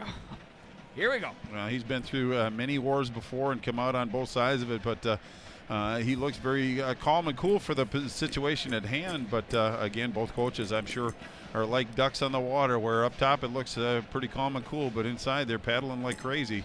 But we're getting ready to drop the puck in just a couple seconds. 8 minutes we're going to go in this third overtime, see if anything can be decided.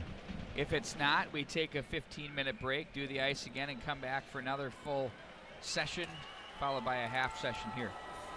Face-off win by the Eagles. They move left to right across your screen. It's going to be handled now to the right wing side with Wilhite.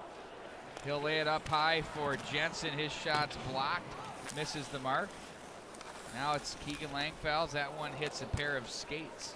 Now Jensen comes away with it from the right wing side for the Eagles. Offensive zone. He didn't have much room. He's going to regroup back to center.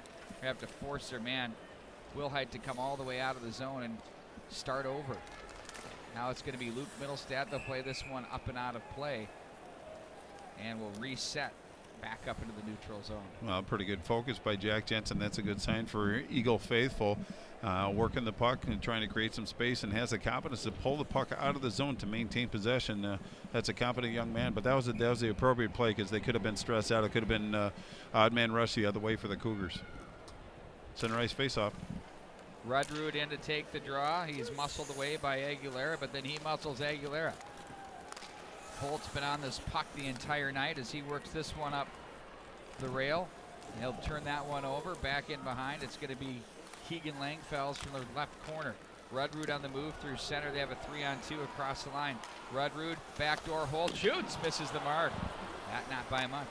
Keegan Langfels, his shot is blocked. Now Batchelder's shot is blocked as well as Luke Middlestad takes over in the neutral zone. Strong frame there as he fights off a check. Very Welsh smooth. cuts it off partially, but the puck will trickle to the corner. Out of it they go with Batchelder. His shot's blocked. There's Cougar players literally packing in the slot area when the Eagles are having their way in the offensive zone. Ooh, lots of snow in front of the bench area as Batchelder tried to drag it with him and lost it, and they now battle for it.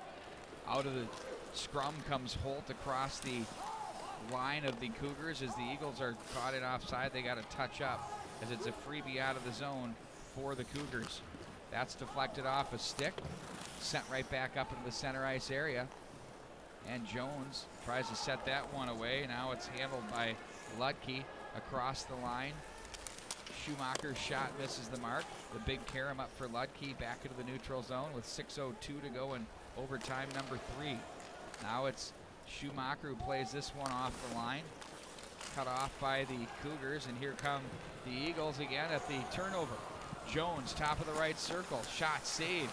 Made Jensen the follow through. That's blocked off his skate. Held in there. Diving to make the play with Schultz. Brings a man down. Penalty coming up. Absolutely. He left his feet to try to make the play. Put himself in a vulnerable position and had to haul Bakke down. Well, it was an effort play. Unfortunately, got flagged for it. So 5:40 left in this third overtime.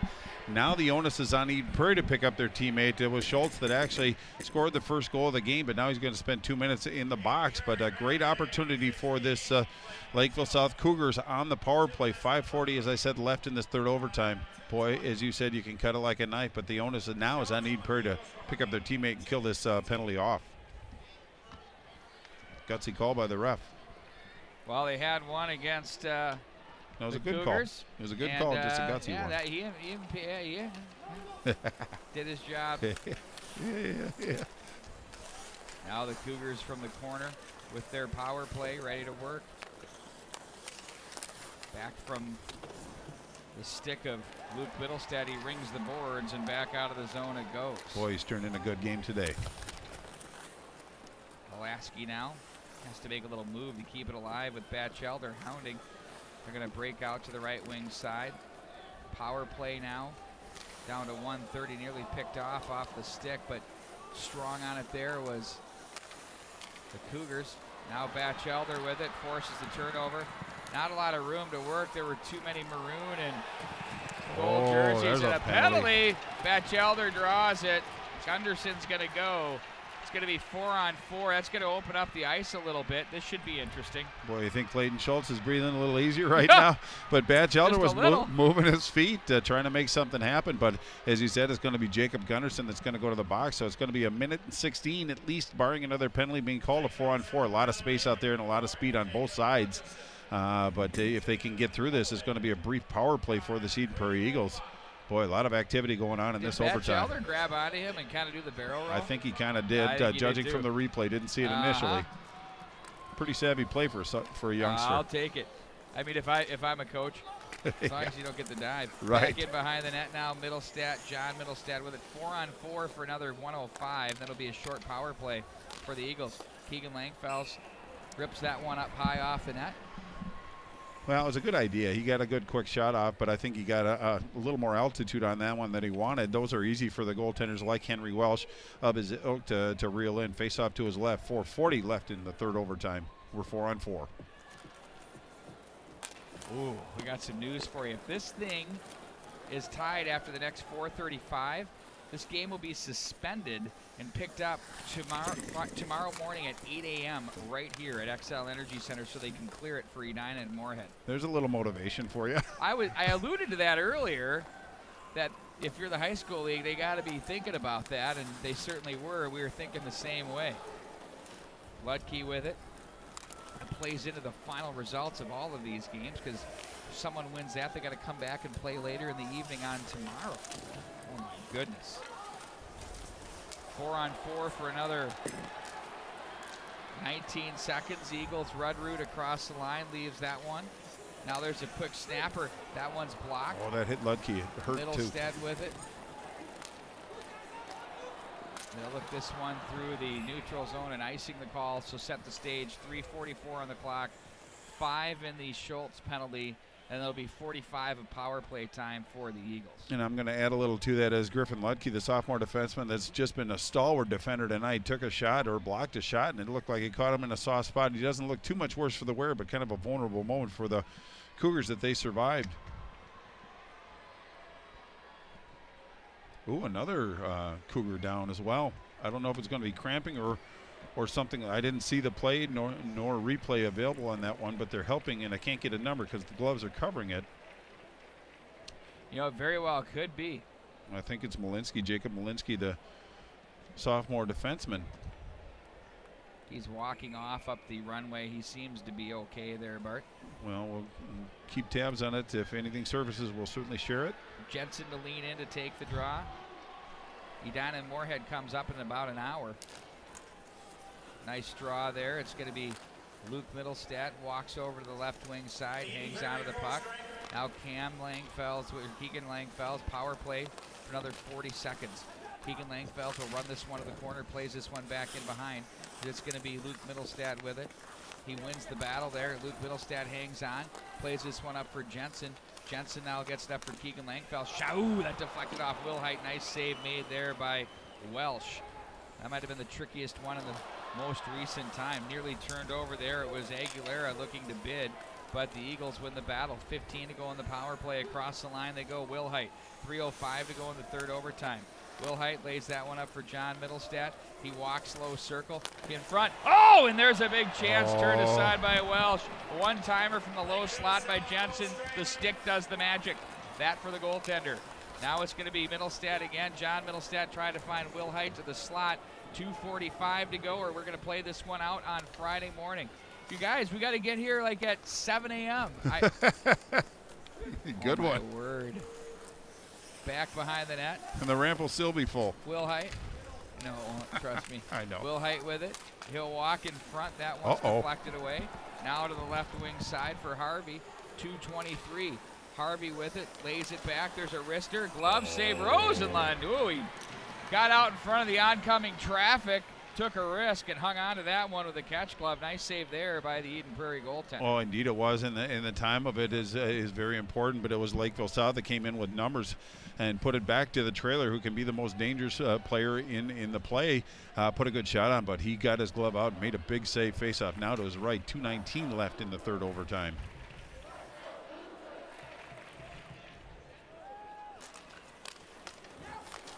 Argetsinger swings that around the wall. Now it's Pager with it. Batchelder. Oh, he stepped on the hook. Could not get the handle. Now across the line, Holt with it, and offside at the line. 2:02 to go in overtime number 3. Well, again, a delay whistle by the linesman. Offside's right in front. Just got in a step early. But now it's going to be Carson Jones, it looks like, in the face-off dot against Adam Harvey. Lakeville South Cougars being outshot 63-26 here in the hockey game as they control it back up through center ice. Rubishko. Now it's Harvey and offside at the line. Timing just off here with 1:51 to go. Well, and I think it gets down really to the mental fatigue. You jump the route a little bit, but Eden Prairie stepping up the blue line forced him to cut. But again, another offside's kind of a plotting series of events in the last minute or so. But 1:51, we're under 2 minutes to go. But both teams are motivated to finish this one off. Nobody wants to come here tomorrow in the morning, except for the announcers. Will Height back up across the line he goes. Hangs onto it, blocker pad save, bounding puck. John Middlestat takes a poke at that one. And now they'll have a shot that misses the mark. Big carom off the blast by the Eagles as they work the offensive zone from the corner. 1:30 to go. John Middlestat wanted to walk it toward the net. That's cut off, and here they come with Novak. Across the line for the Cougars. Novak loads it up. Saved by, Rosenlund. Now here's a big shot. Pad save, rebound. And Rosenlund extends the arms and hangs onto that one. Oh, my word. He made a huge pad save as he took a bomb that came from the point by Ulrich. And then the rebound forced him to have to regroup from up top of the crease and look to his left and go arms out and stop that one. First shot by Novak fought off puck was kind of rolling, but that was a great pad save by Rosenlund right there. Well, he answered the bell when he needed to. I think he got tired of us talking so much about Henry Welsh that he wanted to get in the conversation as well. But it was a bullet that he actually, the initial save was a glove save. Then it came back out and they put a slap shot on goal. And then the angle was pretty shallow on that one for Jack Novak, but kept the puck out of the net. That's what the goaltenders do. Nice job for the Eden Prairie tender. 1:10 to go in the overtime.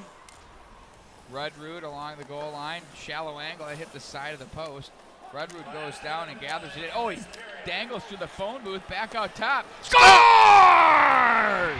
Jack Jensen. Oh, the Eagles avert disaster there on their 66th shot of the game. Jack Jensen takes a feed from off the end line. Hard work by Rudrud and John Middlestad and Jensen. Their leader, Berries, and Lee Smith and his club live to see another day. Well, I bet the heart rates on both of the coaches are accelerated right now, but congratulations, Jack Jensen, Mr. Hockey candidate, and you'll see a reason why. He just let a bullet go. I don't think Henry Welsh had a shot on that one, but as you said, it was Rudrud that did the initial spade work down low, got the puck back out front, and I think it was just an opportunity that Jensen kind of surprised that he was that wide open, just put a good redirect on goal and beat Henry Welsh, I believe, on the glove side, but what a big goal it was for Eden Prairie. Eden Prairie gets the opportunity now to face, it doesn't get any easier for the Eagles from this point. They face a very motivated Blaine Bengal squad, but your heart has to feel a little heavy for this Cougar squad. Yeah, they only got 29 shots on goal and gave up 66, but they were tooth and nail in this from the get-go. It took them a little while, but a really good showing by Eden Prairie and Cougars. We appreciate the effort. Indeed we do. A great hockey game. 56.1 shows on the third overtime, the final score. Eden Prairie 3, Lakeville South 2. Eden Prairie will advance to play tomorrow night at 6 o'clock against the Blaine Bengals in the first semifinal game. Henry Welsh and his club will head over to Mariucci Arena where they'll play White Bear Lake at 10 a.m. tomorrow. For Bart Archer, for Matty Ice, of course, we're talking Matt Harrington and John Sands. Don't forget, check us out coming up at 6 o'clock. Edina Moorhead, turn them down, turn us up. So long, everybody.